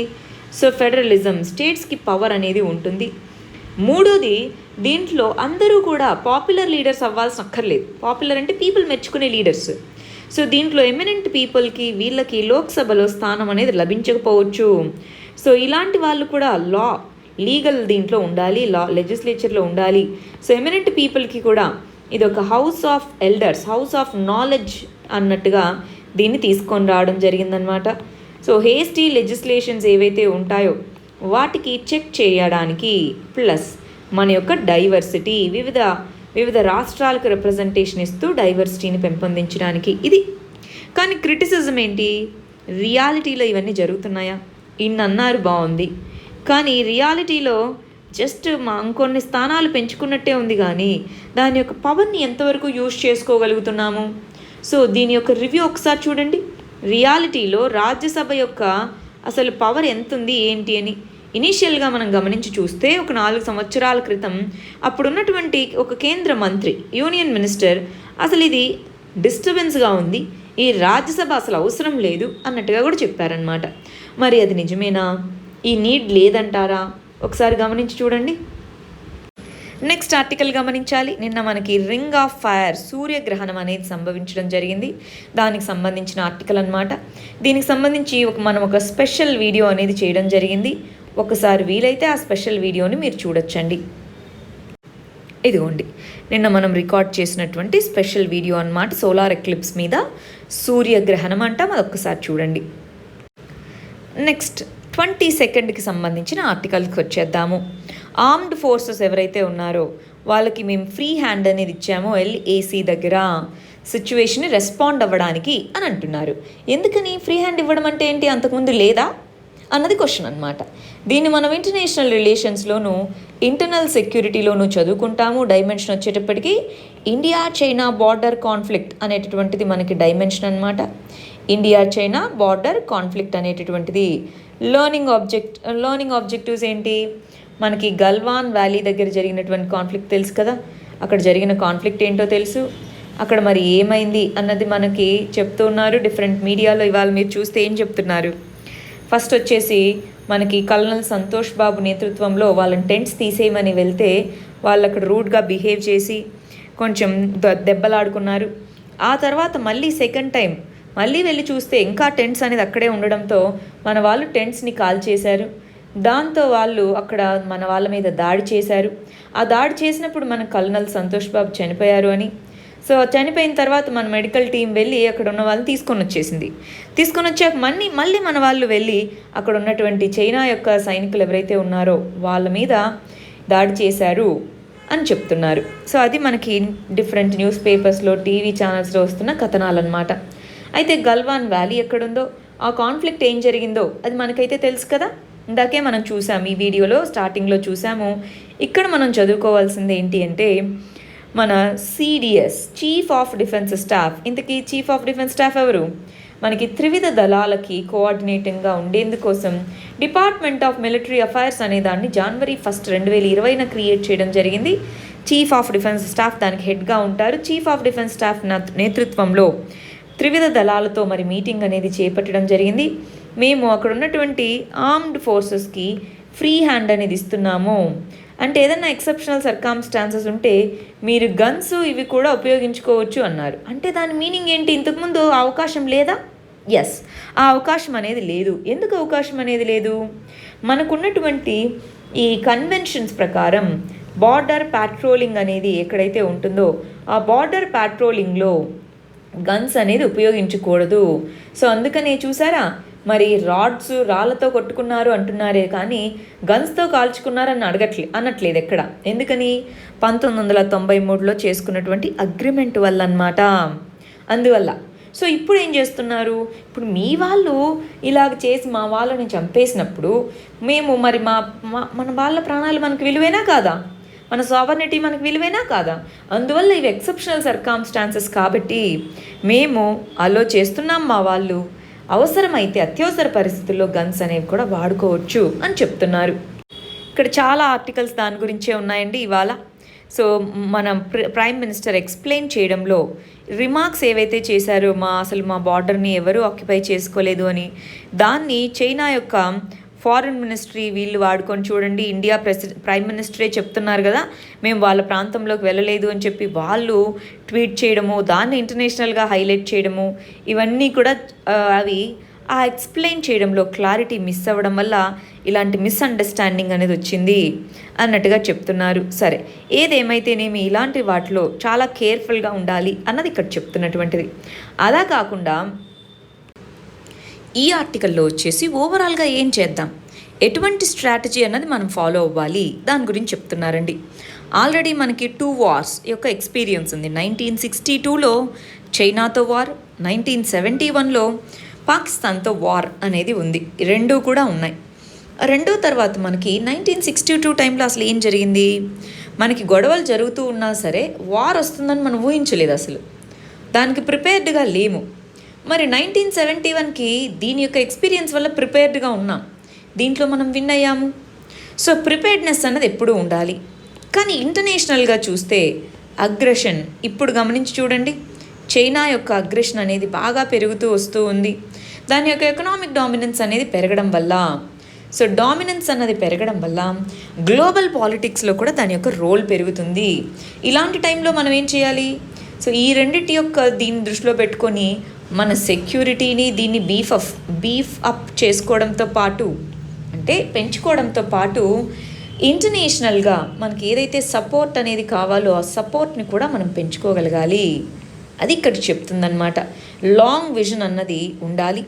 ఆ లాంగ్ విజన్ అన్న దాంట్లో వార్ అన్నది ఒక పాయింట్గా ఉండాలి, దాన్ని వదిలేయద్దు. దాని మీనింగ్ వార్కి వెళ్ళండి అని కాదు, వార్ అన్నది కూడా ఒక ఐడియాలో ఉండాలి. వచ్చినా కూడా ఏ విధంగా ఎదుర్కోగలను అని చెప్పేసి. సో ఇలాంటి లాంగ్ టర్మ్ స్ట్రాటజీ అన్నది దృష్టిలో పెట్టుకోవాలి. అది ఇక్కడ చెప్తున్నటువంటిది. లాంగ్ టర్మ్ స్ట్రాటజీతో ముందుకు వెళ్ళాలి అని చెప్తున్నారు. ఇంకా చాలా ఆర్టికల్స్ వచ్చాయి చూడండి దీనికి సంబంధించి. చైనా యొక్క పాలసీలో ఇదిగో నిజాలు అనేవి లేవు, వాళ్ళు మంచిగానే ఉన్నట్టుంటారు కానీ ఆ తర్వాత యుద్ధానికి వస్తారు. 1962లో కూడా అలానే జరిగింది. ఇలాంటి టైంలో చైనా యొక్క స్ట్రాటజిక్ ఆబ్జెక్టివ్స్ ఏవైతే ఉన్నాయో వాటిని మనం అర్థం చేసుకోవాలి. అప్పట్లో మన నెహ్రూ ఉన్నప్పుడు ఏషియా ఆఫ్రికా సాలిడారిటీ అని మాట్లాడేవాళ్ళు. సో మనం అంత యుద్ధానికి ఫుల్ ప్రిపేర్డ్గా లేము. ఇప్పుడేం చేయాలి?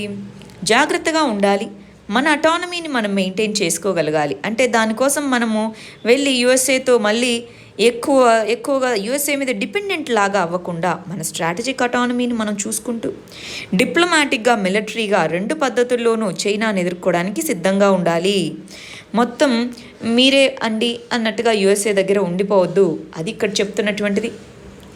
రెండో ఆర్టికల్ వచ్చేసి చైనా అన్నది దీని నుంచి గెయిన్ చేసింది చాలా తక్కువ, లాస్ అయింది చాలా ఎక్కువ.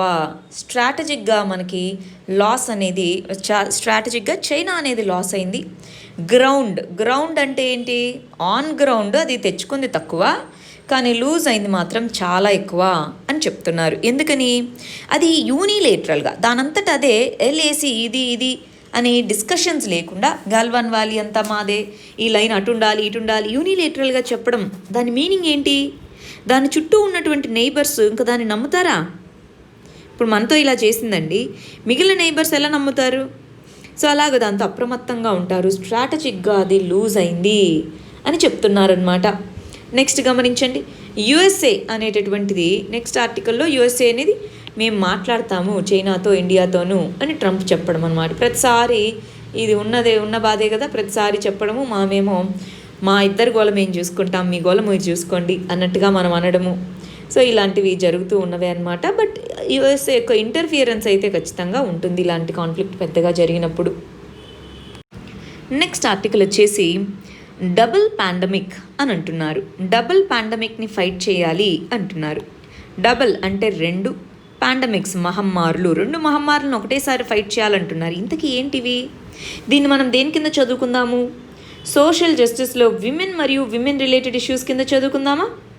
సో ఇక్కడ చెప్తున్నటువంటి ఈ డబుల్ పాండమిక్ అన్నటువంటిది విమెన్కి సంబంధించినటువంటి జెండర్ ఇష్యూస్ లేదా జెండర్ వైలెన్స్ అనేది పెరుగుతుంది. ఈ కంటెక్స్లో ఈ ఆర్టికల్ అనేది రాయడం జరిగిందండి. ఇంతకీ ఇలాంటి ఫ్రేజెస్ ఉంటాయి చూసారా, డబుల్ పాండమిక్ అని, ఇలాంటివి ఆన్సర్స్ రాసేటప్పుడు చాలా బాగా యూజ్ అవుతాయండి. వాటిని దృష్టిలో పెట్టుకోవాలి. డబుల్ పాండమిక్ అంటున్నారు, సో వాటిని దృష్టిలో పెట్టుకొని చదవడానికి ప్రయత్నించాలి. సరే, డబుల్ పాండమిక్ అంటే ఇప్పుడు ఏమన్నాము? కోవిడ్-19 ఒకవైపు ఇబ్బందులు పెడుతూ ఉంటే, రెండోది డొమెస్టిక్ వైలెన్స్ అనేది పెరుగుతూ ఉంది. ఈ domestic violence, gender based violence అనేది పెరుగుతూ ఉంది. జాబ్స్ పోతున్నాయి, వాటిలో ఎక్కువగా ఇంపాక్ట్ అయ్యేది మరి విమెనే ఉన్నారు. ఎందుకని?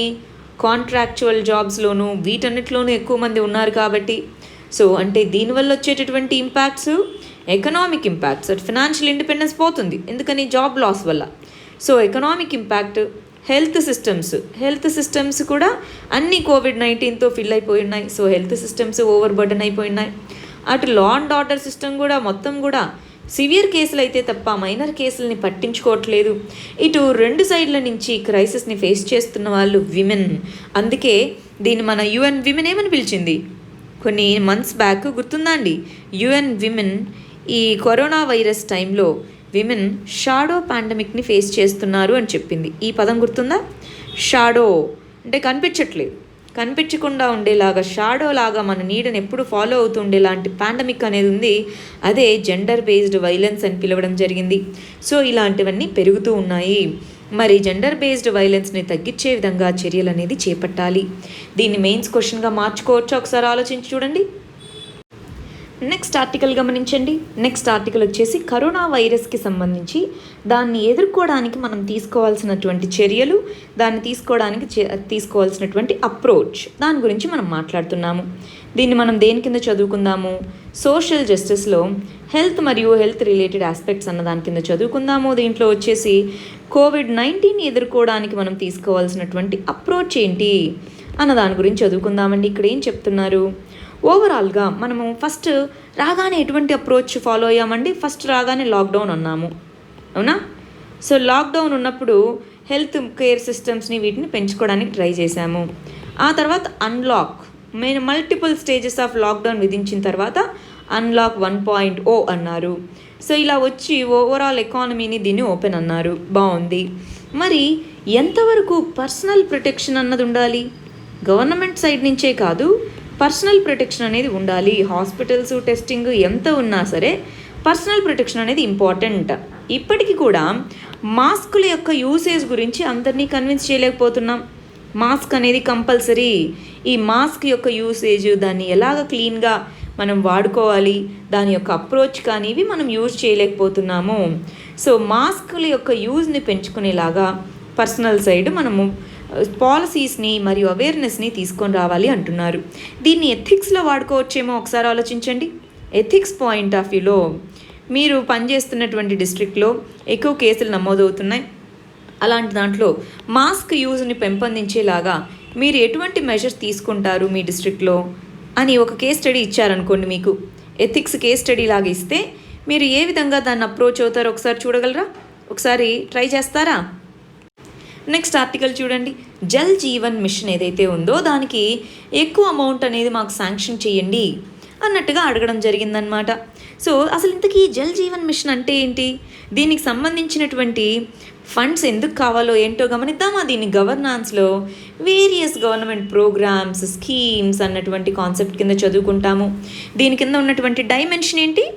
డైమెన్షన్ వచ్చేటప్పటికి వెల్ఫేర్ స్కీమ్స్. సో ఈ వెల్ఫేర్ మెజర్స్, వెల్ఫేర్ స్కీమ్స్ అన్నటువంటిది దీంట్లో ఉన్నటువంటి డైమెన్షన్. ఏమేమి నేర్చుకుందాము? అసలు ఈ జల్ జీవన్ మిషన్ అంటే ఏంటో నేర్చుకుందాము. దానికి ఉన్నటువంటి యూజెస్ ఏంటో నేర్చుకుందాం. అంటే దాని యొక్క అప్లికేషన్స్ ఏంటి, దాని యొక్క పర్పస్ ఏంటో నేర్చుకుందాము. దీన్ని ప్రిలిమ్స్ పాయింట్ ఆఫ్ వ్యూలో అడిగేదానికి అవకాశం ఉందండి. ఫస్ట్ ఇక్కడ గమనించండి, జల్ జీవన్ మిషన్ దీని యొక్క ఆబ్జెక్టివ్స్ ఏంటి? జల్ జీవన్ మిషన్ యొక్క ఆబ్జెక్టివ్ ఏంటి? ఇదిగోండి, వాటర్ సప్లై. ప్రతి రూరల్ హౌస్ హోల్డ్కి 2024కి వాటర్ సప్లై ఉండాలి అన్నది దీని యొక్క మిషన్గా చెప్తున్నారనమాట. దీంట్లో ఇంటిగ్రేటెడ్ డిమాండ్ అండ్ సప్లై అవసరం ఉంది, సప్లై కూడా పెంచాలి. అంటే రెయిన్ వాటర్ హార్వెస్టింగ్ ఇలాంటివన్నీ తీసుకొని రావాలి. సెంట్రల్, స్టేట్ గవర్నమెంట్ స్కీమ్స్ అన్నిటితో కన్వర్జ్ చేస్తామంటున్నారు. మనకి ఈ స్కీమ్ దేని నుంచి వచ్చిందండి? నేషనల్ రూరల్ డ్రింకింగ్ వాటర్ ప్రాజెక్ట్ని దాన్ని మా పేరు మార్చి జల్ జీవన్ మిషన్గా తీసుకొని రావడం జరిగింది. దీని కింద ఏమో 2030 కల్లా అన్ని రూరల్ ఏరియాస్కి డ్రింకింగ్ వాటర్ ప్రొవైడ్ చేయాలి అన్నది దీని కింద గోల్ అయితే, దీన్ని రివైజ్ చేసి దీని కింద 2024 కల్లా అన్ని రూరల్ ఏరియాస్లో అన్ని హౌస్ హోల్డ్స్కి పైప్డ్ డ్రింకింగ్ వాటర్ తీసుకొని రావాలన్నది గోల్ అనమాట. దానికి సంబంధించిన ఇన్ఫ్రాస్ట్రక్చర్ని అంతా తీసుకొని రావాలి. ఇది ఓన్లీ డ్రింకింగ్ వాటర్ కోసం, ఇది హోలిస్టిక్ అంటే మిగిలిన అన్ని కాంపోనెంట్స్ని కన్సిడర్ చేసుకొని దీన్ని తీసుకొని రావడం జరిగింది. అందువల్ల మినిస్ట్రీ ఆఫ్ జల్ శక్తి ఏదైతే ఇంప్లిమెంట్ చేయడానికి దీని యొక్క నోడల్ ఏజెన్సీ ఏంటి? మినిస్ట్రీ ఆఫ్ జల్ శక్తి అనమాట. ఆ మినిస్ట్రీ ఆఫ్ జల్ శక్తి అనేది దీన్ని తీసుకొని రావడం జరిగింది. దాంతోపాటు ఇంకొక మిషన్, దాన్నే జల్ శక్తి అభియాన్ అని అంటున్నాము. ఈ జల్ శక్తి అభియాన్ అన్నది ఈ మన పర్టికులర్గా ఉన్నటువంటి వాటర్ తక్కువగా ఉన్నటువంటి ఏరియాస్లో వాటర్ రిసోర్సెస్ని పెంపొందించడానికి తీసుకొని రావడం జరిగింది. బట్ ఇది మనకి జల్ జీవన్ మిషన్ అన్నది లాంగ్ టర్మ్ ఆబ్జెక్టివ్తో స్టార్ట్ చేసినటువంటిది అనమాట. ఈ రెండింటినీ కూడా మినిస్ట్రీ ఆఫ్ జల్ శక్తి అనేది ఇంప్లిమెంట్ చేస్తుంది. నెక్స్ట్ గమనించండి, ఓఐఎల్ ఆయిల్ ఇండియా లిమిటెడ్ అనేది ఏదైతే ఉందో అది సెంట్రల్ పొల్యూషన్ కంట్రోల్ బోర్డ్ అనేది ఏం చెప్పింది?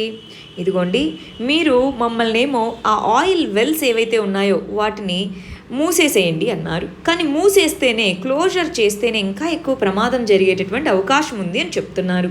ఏంటిది ఇంతకీ ఆయిల్ వెల్స్ ఏంటి? పొల్యూషన్ బోర్డు ఎందుకు చెప్పింది? ఏంటి ఇంతకిది? ఇది గుర్తుందా? అస్సాంలో ఉండేటటువంటి ప్రాంతంలో ఇక్కడ ఆయిల్ స్పిల్ అనేది జరిగింది, న్యాచురల్ గ్యాస్ స్పిల్ అనేది జరిగింది, గుర్తుందా?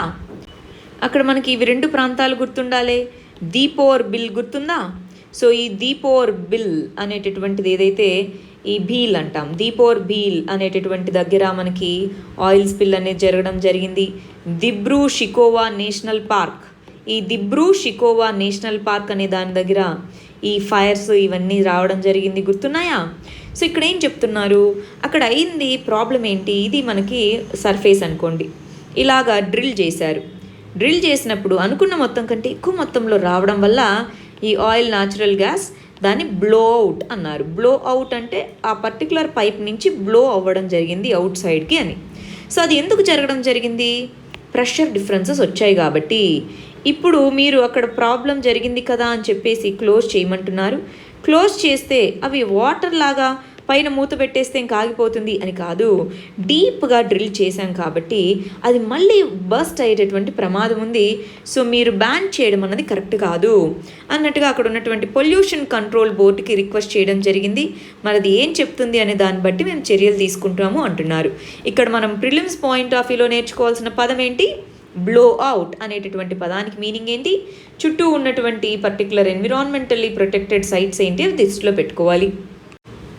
నెక్స్ట్ ఆర్టికల్ వచ్చేసి గోల్డెన్ లంగూర్స్.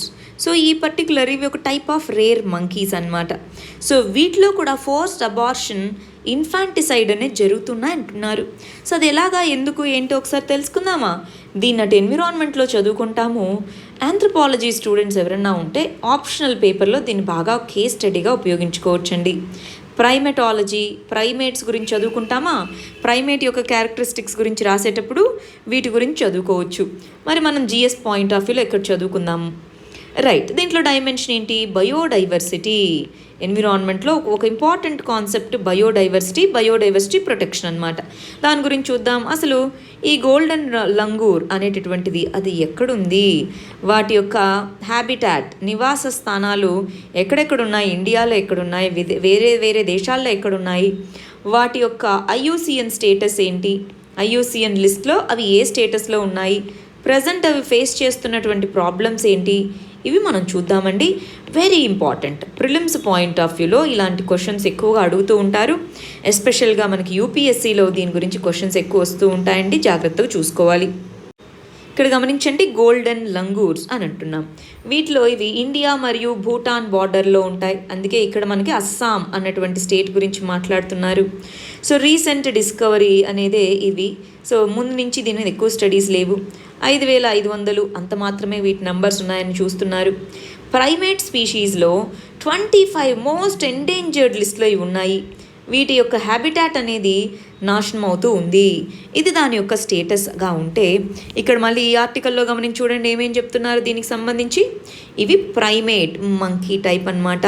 ఇన్బ్రీడింగ్ ఎందుకు, ఇన్బ్రీడింగ్ అంటే ఏంటి? ఇప్పుడు మనకి ఇన్బ్రీడింగ్ అనేది తెలిసిన వాళ్ళే దగ్గరగా అన్నట్టుగా అనమాట. ఇన్బ్రీడింగ్ అనేది ఈ పర్టికులర్ మంకీస్లోకి, రేర్ మంకీస్లోకి వెళ్తుంది అంటున్నారు. ఎందుకని ఇన్బ్రీడింగ్ అనేది అవుతుంది ఇక్కడ అంటే, దాని యొక్క హ్యాబిటాట్ అనేది చాలా తగ్గిపోతూ ఉందన్నమాట. అదే మనం ఫర్ ఎగ్జాంపుల్ అస్సాంలో చూసామనుకోండి, బ్రహ్మపుత్ర, మానస్ రివర్, సోనాక్ష్ అనేటటువంటి రివర్స్ ఏవైతే ఉన్నాయో వీటి దగ్గర మాత్రమే ఆ 3 అనేది బౌండరీ లాగా ఫామ్ అయిపోతుంది. ఈ బౌండరీ లాగా ఫామ్ అవ్వడంతో ఏమవుతుంది, అక్కడే ఉండాలి, వాటి మధ్యలో ఇన్బ్రీడింగ్ అనేది అవుతుంది. మరి ఇక్కడ కూడా మనుషుల్లో లాగే ఇవి ఇప్పుడు కొత్తగా ఎలక్ట్రిక్ పోల్స్ వాటి దగ్గర షాక్ రావడం వల్ల అటు అబార్షన్స్ ఇవి అవుతున్నాయి. అది కాకుండా ఇన్ఫాంటిసైడ్ అబార్షన్ ఎందుకు అవుతుంది? ఈ ఇన్బ్రీడింగ్ అనేది అవ్వడం వల్ల, దాంతో కొత్తగా ఇంకొక మేల్తో మేట్ అయినప్పుడు సో అవి చంపేస్తూ ఉన్నాయి అన్నట్టుగా ఇక్కడ చెప్తున్నారు. సో ఇన్బ్రీడింగ్ అంటే క్లోజ్లీ రిలేటెడ్ పీపుల్ వాళ్ళ మధ్యలో మేటింగ్ జరగడమే ఇన్బ్రీడింగ్ అనమాట. సో ఇక్కడ కూడా ఫోర్స్డ్ అబార్షన్, ఇన్ఫాంటిసైడ్ అనేది ఉంది.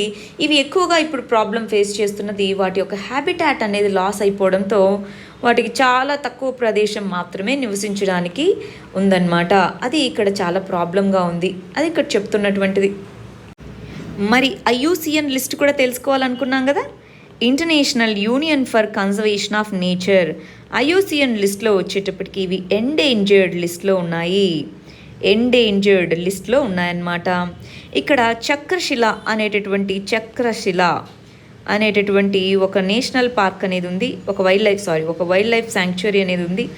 దాంట్లో ఈ గోల్డెన్ లంగూర్స్ అనేవి ఎక్కువగా కనిపిస్తూ ఉంటాయి. ఎక్కడ? ఇది అస్సాంలో చక్రశిల అనేటటువంటి వైల్డ్ లైఫ్ శాంక్చురీ అనమాట. ఐయుసిఎన్కి వచ్చేటప్పటికి ఎండేంజర్డ్ లిస్ట్లో ఉన్నాయి. సరే, మరి నిన్న ఇచ్చిన క్వశ్చన్స్కి మన వాళ్ళు ఎలా ఆన్సర్ రాస్తారో చూద్దామా? యాంటీ డిఫెక్షన్ లాని రీవిజిట్ చేయాలా అని అన్నాము. సో రీసెంట్ కేసెస్లో ఇలా రిజర్వేషన్స్ పెరుగుతున్నాయి, ట్రెండ్స్ ఇలా ఉన్నాయి.